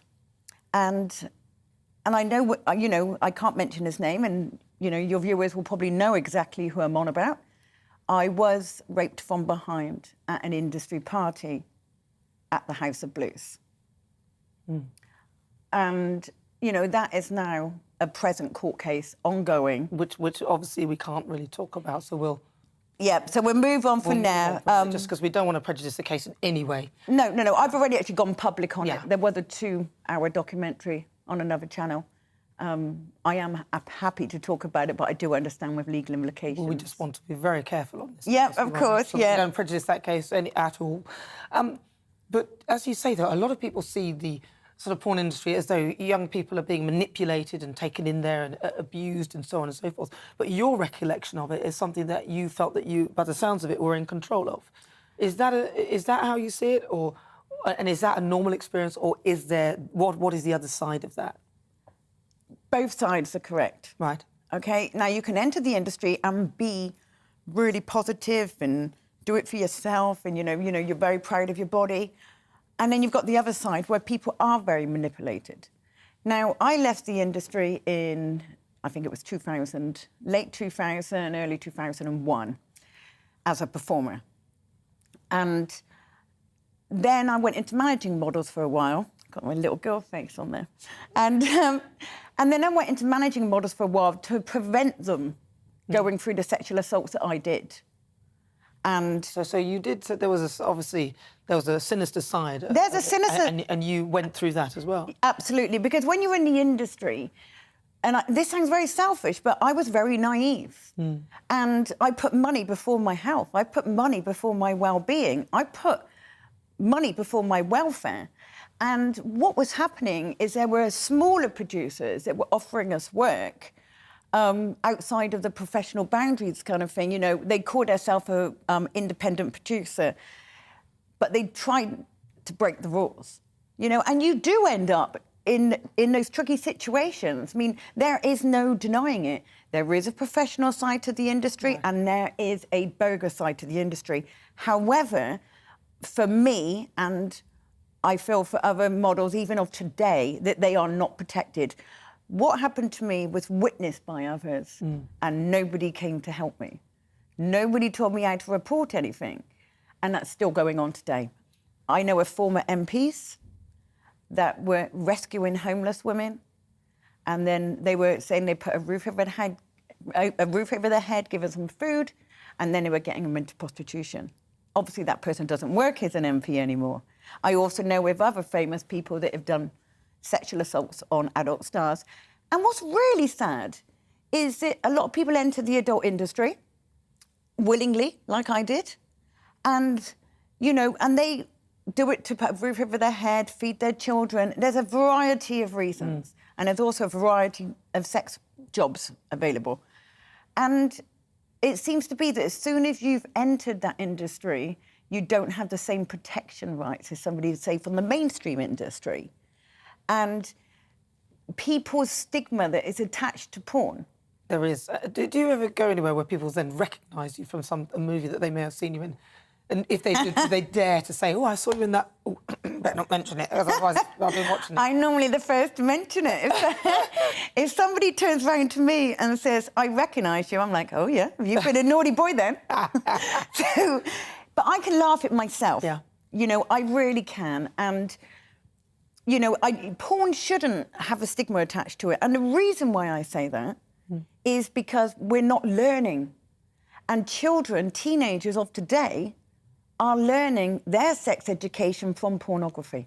So you talked a little bit about some of the stuff you've done. One of the things I know you've been doing is you work with the Metropolitan Police to help them. Can you tell us a little bit about that? Yeah, well, do you know what? I just can't believe I was the first to do it. I mean, I don't understand why no one had. Now, this is another story about the British industry. A young woman was raped, an adult actress, by a former adult performer in a hotel room after an adult industry party. Now, for me to hear that, you know, after what happened to me, that was not going to happen to someone else. And the person who was fronting the industry at the time, I said to him, you can't have that. That's got to be reported to the police. And he said, I'm not a grass. It's not about being a grass. You know of a rapist, and you're basically protecting him. It's not right. So and then, to make matters worse, he went onto Twitter. Oh, no. No, you don't do that. And defamed her. It was awful. So me and my colleague, who are counsellors specifically for sex workers, we went mad, as you can imagine. So I actually rang up the Met Police. So and that's how that is. Yeah, that was, I think, 2016, 2017. And we went into Scotland Yard, had a meeting with the head of the sexual violence unit, and they said, we know nothing about that industry.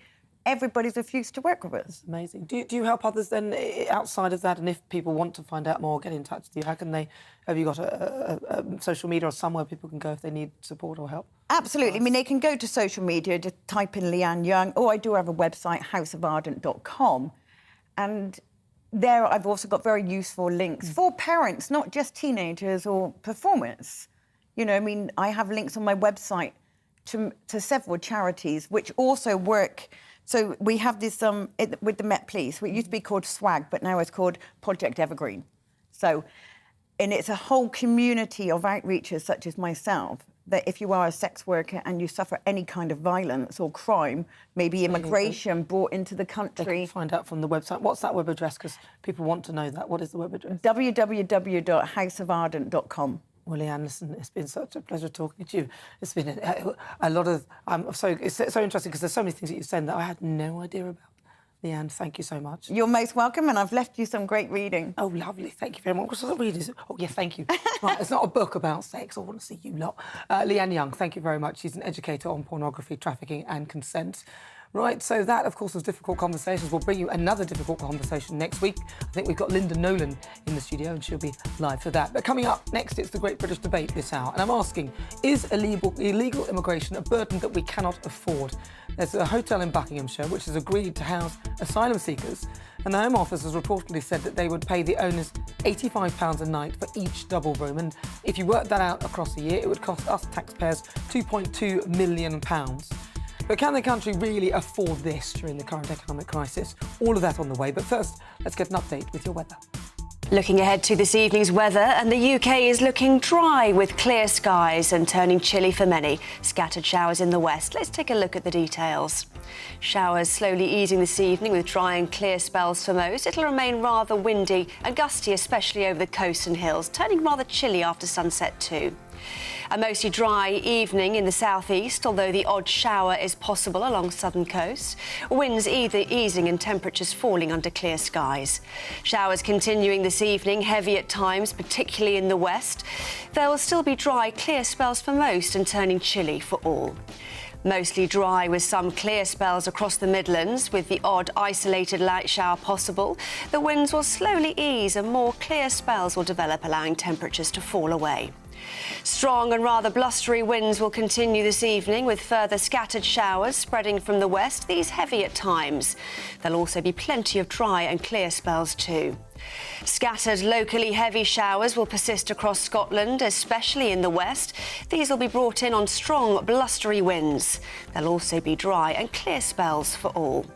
Clear spells and scattered showers across Northern Ireland, some of the showers heavy at times. Brisk, gusty winds will slowly ease, turning chilly under the clear skies and easing winds. Showers easing for most, but persisting in the northwest. Winds also easing, allowing a chilly night for many, especially in the south. And that is how the weather is shaping up overnight and into tomorrow morning.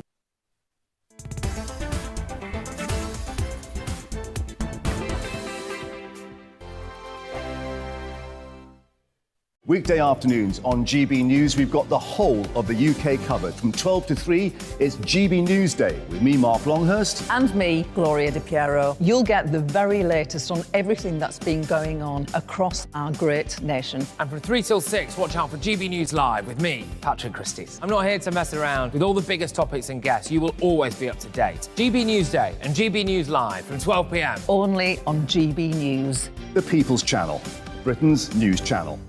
Hello there, it's Eamon Holmes here from Breakfast on GB News. We're not just on your television and your screens, you know. We're on DAB plus digital radio, so you can listen to your favourite shows on the move. If you've not yet listened to GB News Radio, it's very simple. We're on your radio player and tune-in apps, on your smart speaker, phone or tablet, or online at gbnews.uk. Take us with you wherever you go. GB News Radio. You never have to miss a moment of the People's Channel. Join my show Farage, 7 p.m. till 8 p.m. Monday through Thursday, and there you will get opinion, analysis, debate, and I'll cover stories that nobody else dares to touch. You've been cancelled. Join the club. Oh my goodness me. And then for the last 15 minutes, talking pints. We're over a drink. We have a civilised conversation with someone. We very often disagree, but we do it in a grown-up way. Come and join me on Farage. Hello, I'm Simon Evans. Join me on GB News for Headliners at 11 p.m, where I'll be joined by two of the country's top comedians as we take a look at tomorrow's newspapers tonight. If it's a big story, we'll be covering it, I guarantee, but we'll also have some fun along the way. That's GB News Headliners at 11 p.m. We won't put you to sleep, unlike some of the other paper review shows out there. So join us, 11 p.m, 7 nights a week.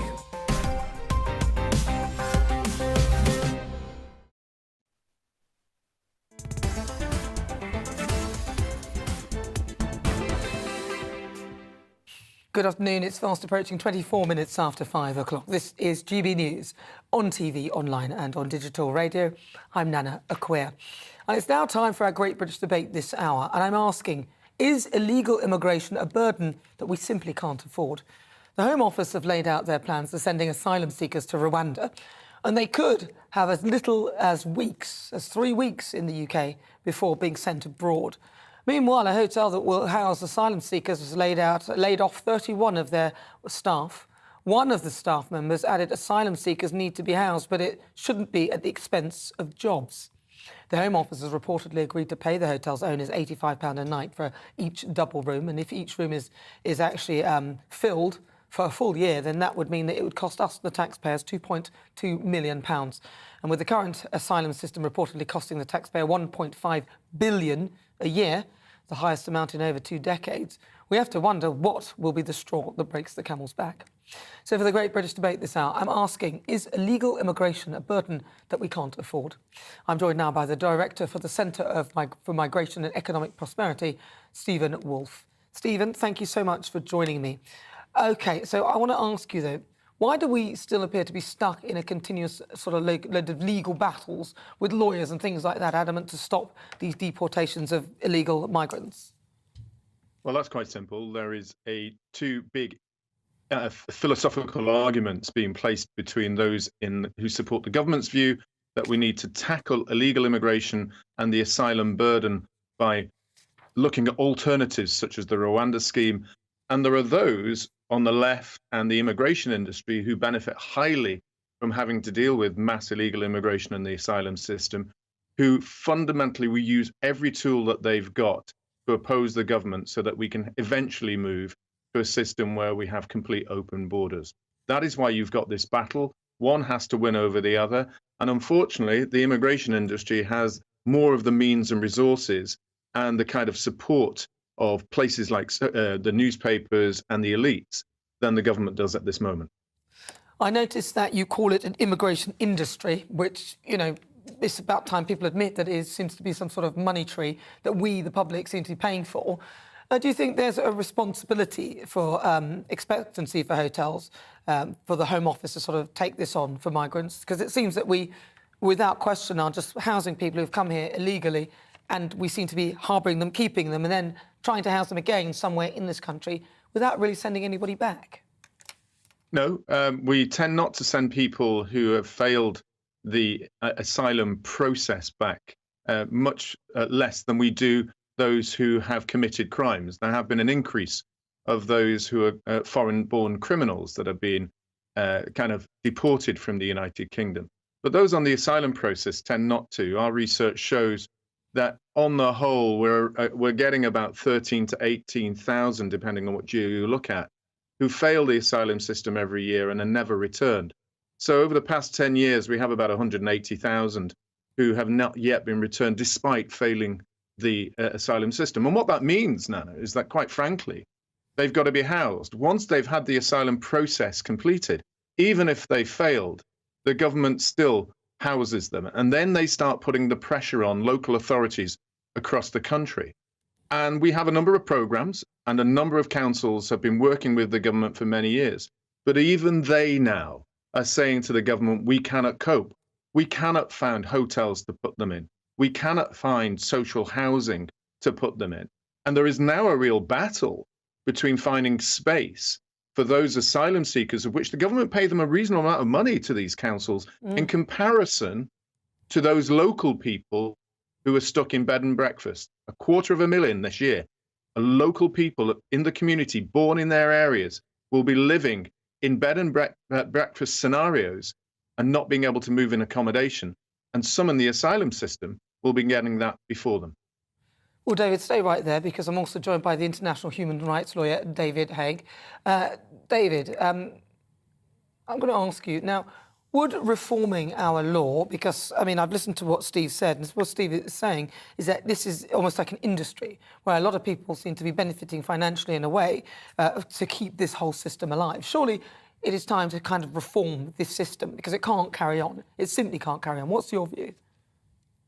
Well, I agree with that comment, and I agree with what Stephen had said. There is, you know, it's an issue in terms of asylum that's been there for a very long time. We've had successive governments that have effectively a never-ending story of inefficient, ineffective, and policies on asylum that don't work and that are costly to the British taxpayer. But the refugee system and asylum system around the world is broken. It's not just in England, but there needs to be effective reform, like you mentioned.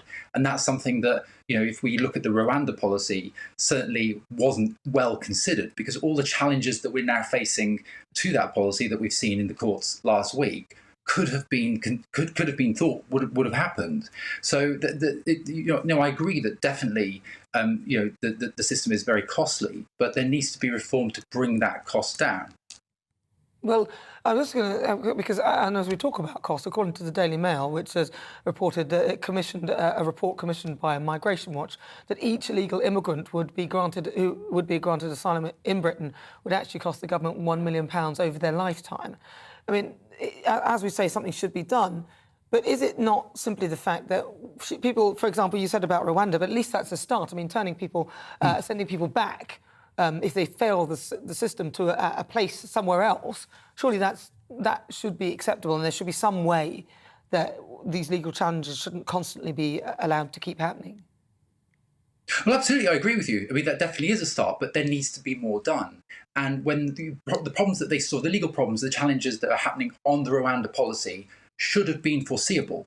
These are not new challenges that they could have expected. And what we've seen, obviously, since it was introduced until now, it's stuck in the courts, the legal expenses and all the other expenses. Those are things that should have been foreseeable, but it's something that successive governments don't seem to be able to tackle at all. Because each and every government, this is a problem that's getting worse and worse and worse. But so it's not just about policies of what to do with people that are in the Channel. It's about, for instance, providing legal routes for these people to come into the UK, considering other ways to prevent the people coming into the country in the first place, dealing better with our neighbours like France, etc. So I think there needs to be a full review of the system rather than policies that appear to have been making with kind of ill consideration. And I think that that's what's not happening in the immigration system, and that's why it's open to even more abuse from people that, for instance, as Stephen said, do actually an immigration system that does make a lot of money from this. There is a lot of abuse of that. Well, let's bring Stephen back in on this because, Stephen, would you agree then with what David is saying, that the system is kind of broken in a sense? Would you agree with him? Well, I think our system has been broken, but the system in the European Union has been broken. And as David has pointed out, we have a huge movement of people across the globe, about 69 million people this year, of which the World Bank suggests about 60% of them will be economic migrants. So the challenge for all the countries that are looking at an asylum system versus illegal immigration versus economic migration is to have a cohesive international plan. And we at the Centre for Migration for Economic Prosperity have always called for the past few years that we should have an international conference that reviews not only the UN Convention on Refugees, but actually tries to bring a broader thinking about how we deal with this. So, for example, with the Rwanda policy, I may not necessarily have dealt with the Channel crossing individuals straight away. I would have put those who failed the asylum system and given notice that they have no right to remain in the UK and placed them there first.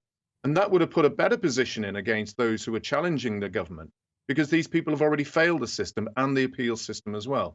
That would have removed a number of blockages in the system. Final word to you, David. You could a quick comeback for a couple of seconds.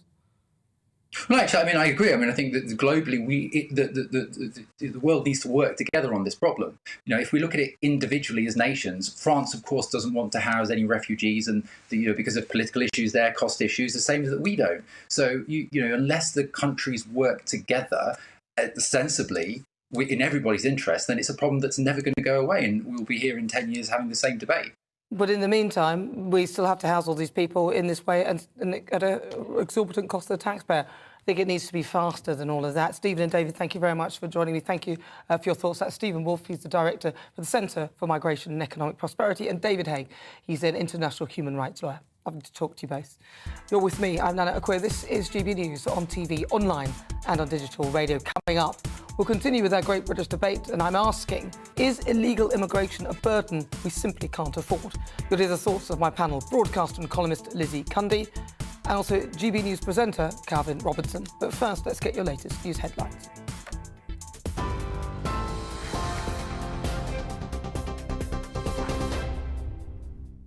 It's 5:33. I'm Ray Addison in the GB Newsroom. The Governor of the Bank of England is warning that interest rate increases could be bigger than previously thought. Speaking in Washington, Andrew Bailey said a stronger response may be needed to fight inflation. The central bank is expected to announce its next monetary policy decision on November the 3rd. Investors are widely anticipating another hike in the base rate. The MPC will respond to all this news at its next meeting in just under 3 weeks from now, just after the 31st of October.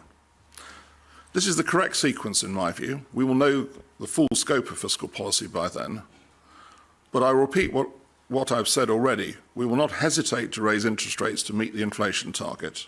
And as things stand today, my best guess is that inflationary pressures will require a stronger response than we perhaps thought in August. The Chancellor has admitted the government went too far, too fast in its push to grow the economy. Jeremy Hunt says his focus will be stability, but difficult decisions on spending and tax will need to be made to get debt falling. He has, however, promised to protect and help struggling families and businesses when he sets out the government's fiscal plan at the end of the month.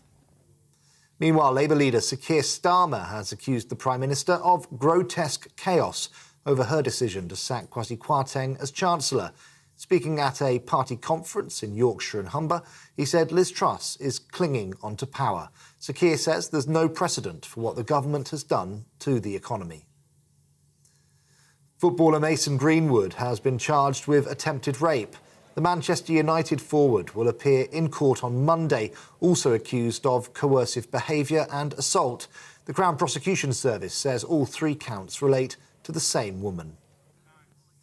On TV, online and on DAB+ radio, this is GB News. Don't go anywhere. Nana will be back in just a moment.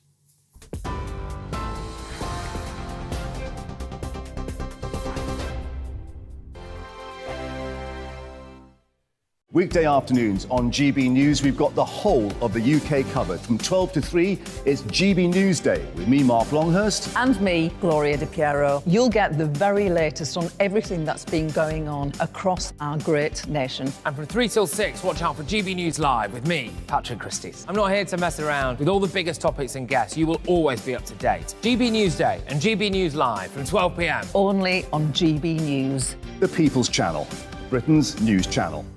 Hello there, it's Eamon Holmes here from Breakfast on GB News. We're not just on your television and your screens, you know. We're on DAB plus digital radio, so you can listen to your favourite shows on the move. If you've not yet listened to GB News Radio, it's very simple. We're on your radio player and tune-in apps, on your smart speaker, phone or tablet, or online at gbnews.uk. Take us with you wherever you go. GB News Radio. You never have to miss a moment of the People's Channel.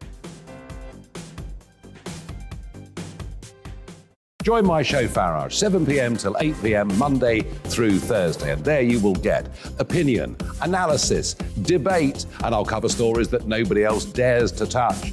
You've been cancelled. Join the club. Oh my goodness me. And then for the last 15 minutes, talking pints. We're over a drink. We have a civilised conversation with someone. We very often disagree, but we do it in a grown-up way. Come and join me on Farage. Hello, I'm Simon Evans. Join me on GB News for Headliners at 11 p.m, where I'll be joined by 2 of the country's top comedians as we take a look at tomorrow's newspapers tonight. If it's a big story, we'll be covering it, I guarantee, but we'll also have some fun along the way. That's GB News Headliners at 11 p.m. We won't put you to sleep, unlike some of the other paper review shows out there. So join us, 11 p.m, 7 nights a week.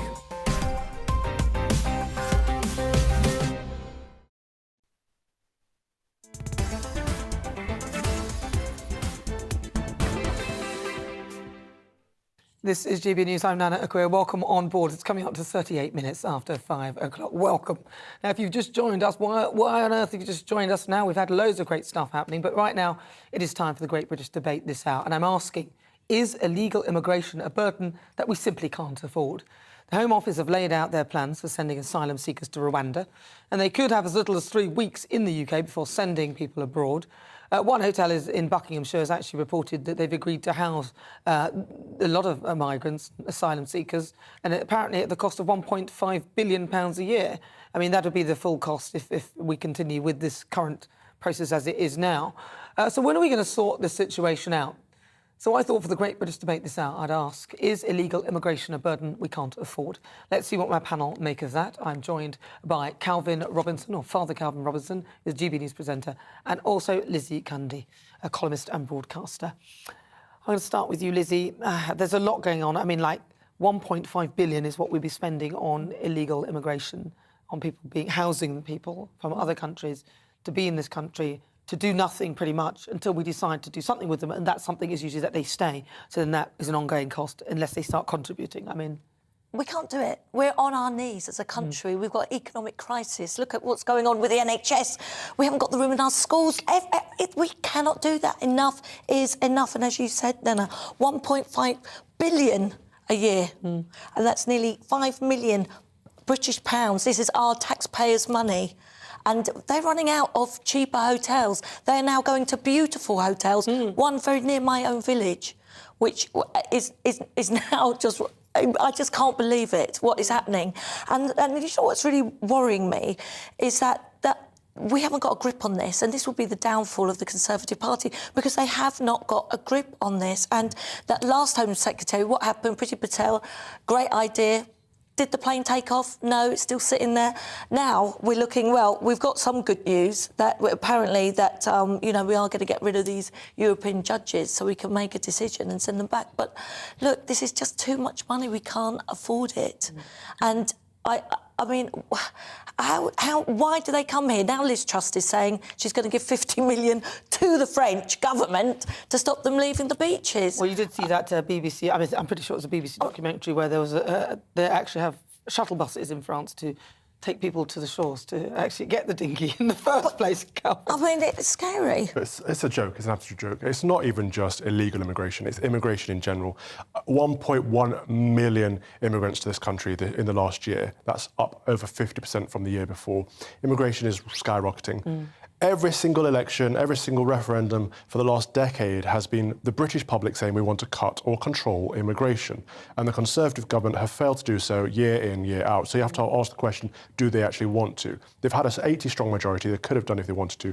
Priti Patel, again, like Lizzie said, had some good ideas. And now we've got Suella Braverman, also has some good ideas, but they will never pass. Will they implement them? They can't. We had a lawyer on a minute ago saying they're ill-conceived ideas. They're not ill-conceived ideas. Suella Braverman is a lawyer. She knows what she's talking about. The problem is the establishment is against it. Big business is against it because it's cheap labour. We have people coming in undercutting British workers because they can work for a lot less than British workers can do. That's what it's all about. When they're illegal, to me, that's criminals. You shouldn't be here. They have to go through the right measures. And this is a scary fact that I looked up.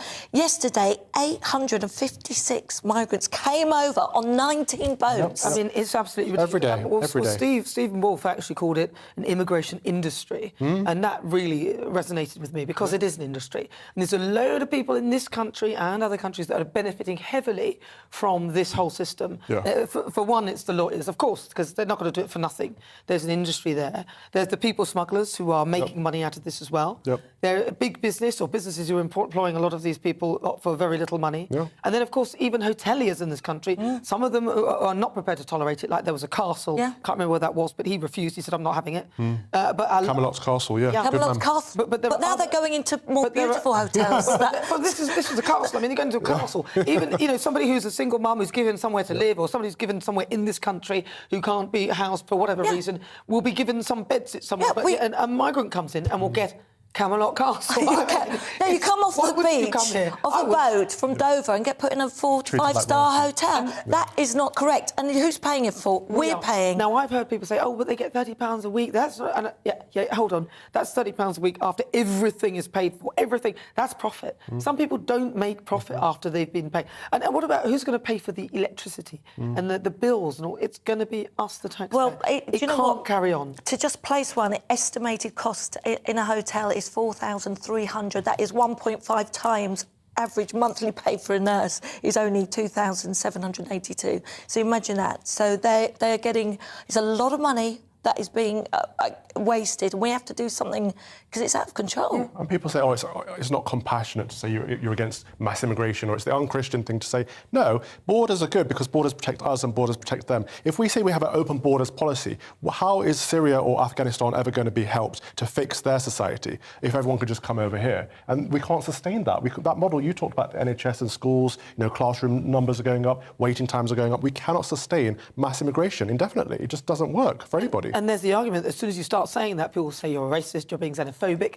Look, I'm just adding... I think we're one of the most giving, understanding nations. If I've got a house and I've got 5 bedrooms, and then 30 people want to move in, I don't care where they're from or what they look like. I haven't got the space. No. It's really that simple. And if you want to talk about race and colour, that's fine. But from where I'm looking at it, I'm simply looking at it from a financial perspective, an infrastructure point of view, and a realist perspective.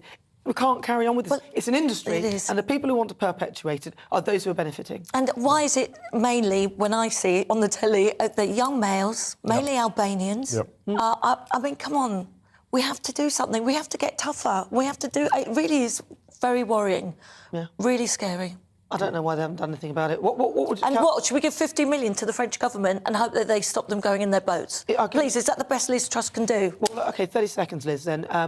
What would your solution be? Well, send them straight back and get rid of the European judges so we can make our own decisions. Why are we being dictated to by Europe?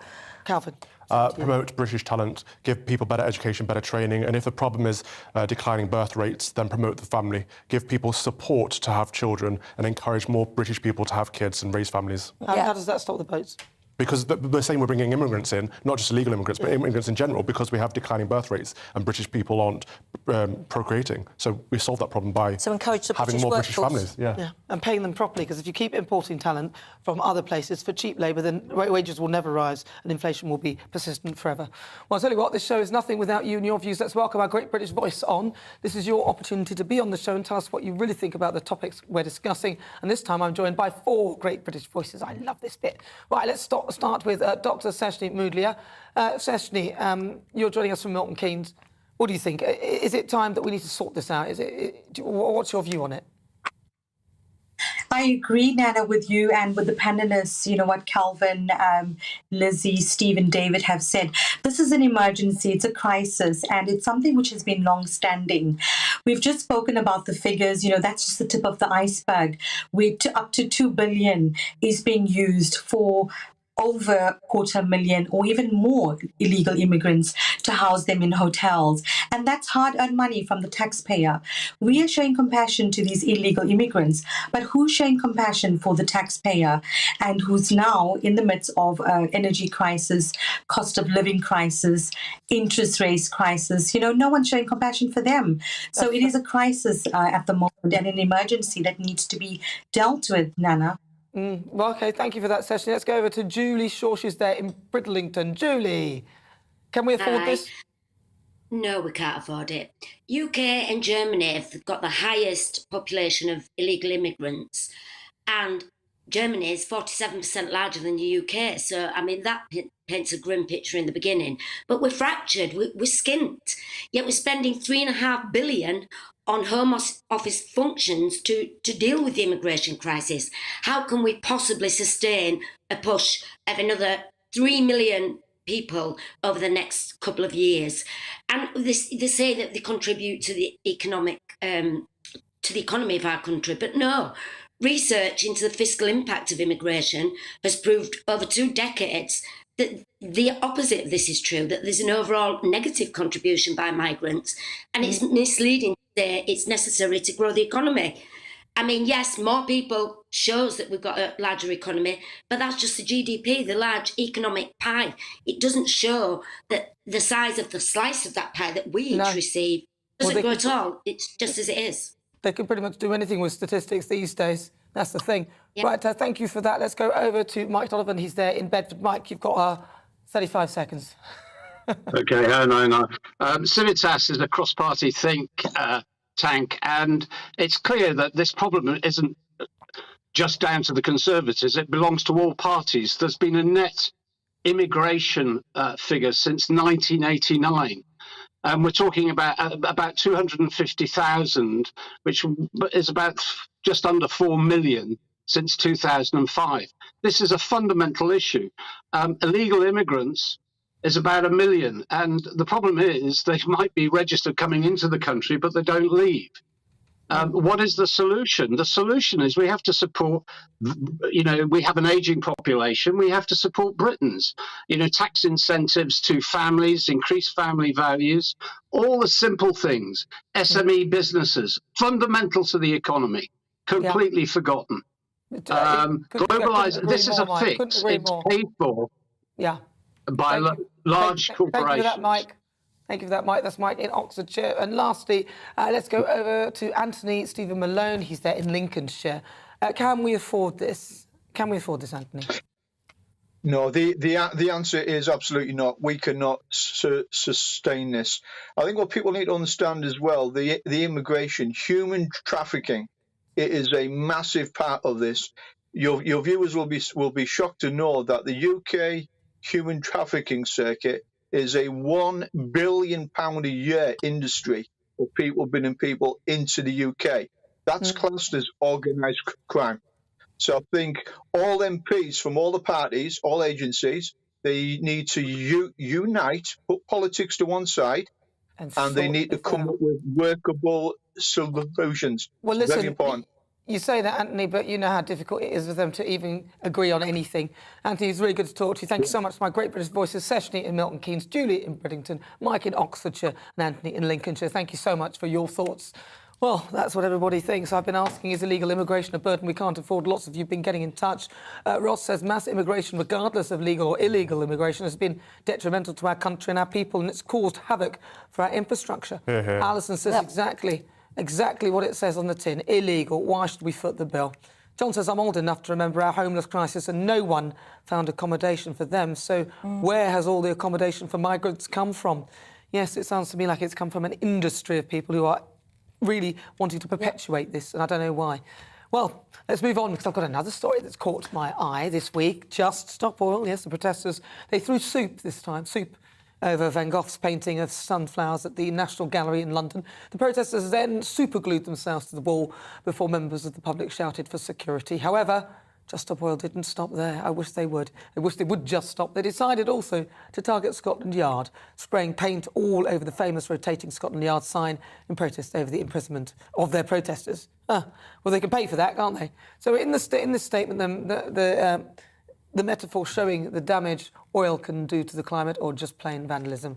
I don't know what that's about. Right, so what do you think, guys? I mean, what do we do with these people? This is wicked. So the one where they threw the soup over Van Gogh or over his painting, if you see some of the footage, you can see the museum employees there watching them get set up. You can see the press getting there with the cameras. It was staged. They knew what was going to happen. Yeah. No one stopped it. We need the museums to take action. Otherwise, we don't deserve this art. Yeah, why aren't there security, as I watched, as you said, come in straight away, pull them off? Why aren't the policemen, when they stick their roads to the motorways, give them bottles of water? I spoke to one of these activists the other week, and do you know what? I asked them what was their cause. He didn't know. He couldn't give any facts. Well, there was a great one in Dan Wootton's show where they asked him questions about this declaration that's signed by a load of people about climate change, and they hadn't got a clue. It's time to just stop oil. It's time to just stop them.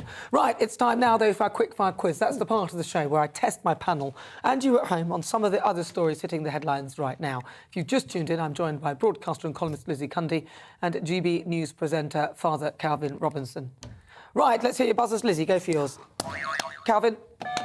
Right, don't press those until I've finished the question. Also, you at home, if you've got a buzzer, you know the clue, otherwise you'll be disqualified. Right, question 1. Which celebrity was booed whilst attending an American football game with their children? Was it A, Whoopi Goldberg, B, Kim Kardashian, or C, Tom Hanks? Calvin? I'll go with B, Kim Kardashian. You said I'm going for Whoopi, actually. Whoopi! Whoopi doing it isn't. No, it's actually... Oh, it was Kim. It was Kim. Kim Kardashian. Yes, that is Kim Kardashian. Yes. Would you boo her? I love Kim. She's a I'm mate. a Kanye fan. Oh, are you? Well, no, I think he's a soldier of Christ. I don't mind him too. I like them both. Well, but Kim. She was booed because she was basically attending the game with her children. She seemed unfazed by the boos, though. It was a children's game. Have you ever been booed in public, Lizzie? Oh, yeah, loads of times. I love it. if you're a Chelsea fan, you're going to get booed. I've been booed. Right, question 2. More than 5 million households could reportedly see their annual mortgage payments rise. But how much? Closest answer wins. What percentage? Calvin? 12%. Lizzie? I'd say 15. 15. Let's see. It might be a full number. They might have thrown me. No, it's 5,000. Oh, wow! There you go. Yeah, that's good. I enjoyed that. Yeah, the Resolution Foundation has warned that no points for either of you. In total, mortgage cost payments are set to rise by 26 billion a year by the end of 2024. Right, question 3. Miriam Margolyes appeared on a radio show to talk about the new Chancellor Jeremy Hunt earlier today. But during her appearance, she made quite the impression. What did she do? Did she A, swear live on air, B, break wind, or C, storm off air? Lizzie. Swore. She swore. She's a potty-mouthed liberal elite. She is. Watch that mouth yes, out. She did swear live. You have never sworn on air, have you, Lizzie? Well, I have actually, and I accidentally did it regarding our new Chancellor. I was going to say saying her own name. No, I didn't mean to. But I have got a name that people can get wrong occasionally. Calvin, you haven't done that. No, but we had some Just Stop Oil protesters on my show last week, and they swore they're disgusting vandals. Did they? Yes. Well, listen, she later, originally came on to discuss late Robbie Coltrane, but decided to use strong language when wishing Jeremy Hunt. You don't need to when it comes to him, do you? Right. Yes, it's very sad about Robbie Coltrane's passing. Yeah. Anyway, question 4. Singer Ed Sheeran surprised fans in his native Suffolk with an impromptu gig in Ipswich. But where did he play? Was it inside a fish and chips shop? Was it B, outside the Ipswich Town Hall? Or was it C, in a primary school? Lizzie? I don't know this as a guess. Fish and chip shop. You can take this. Primary school. Primary school.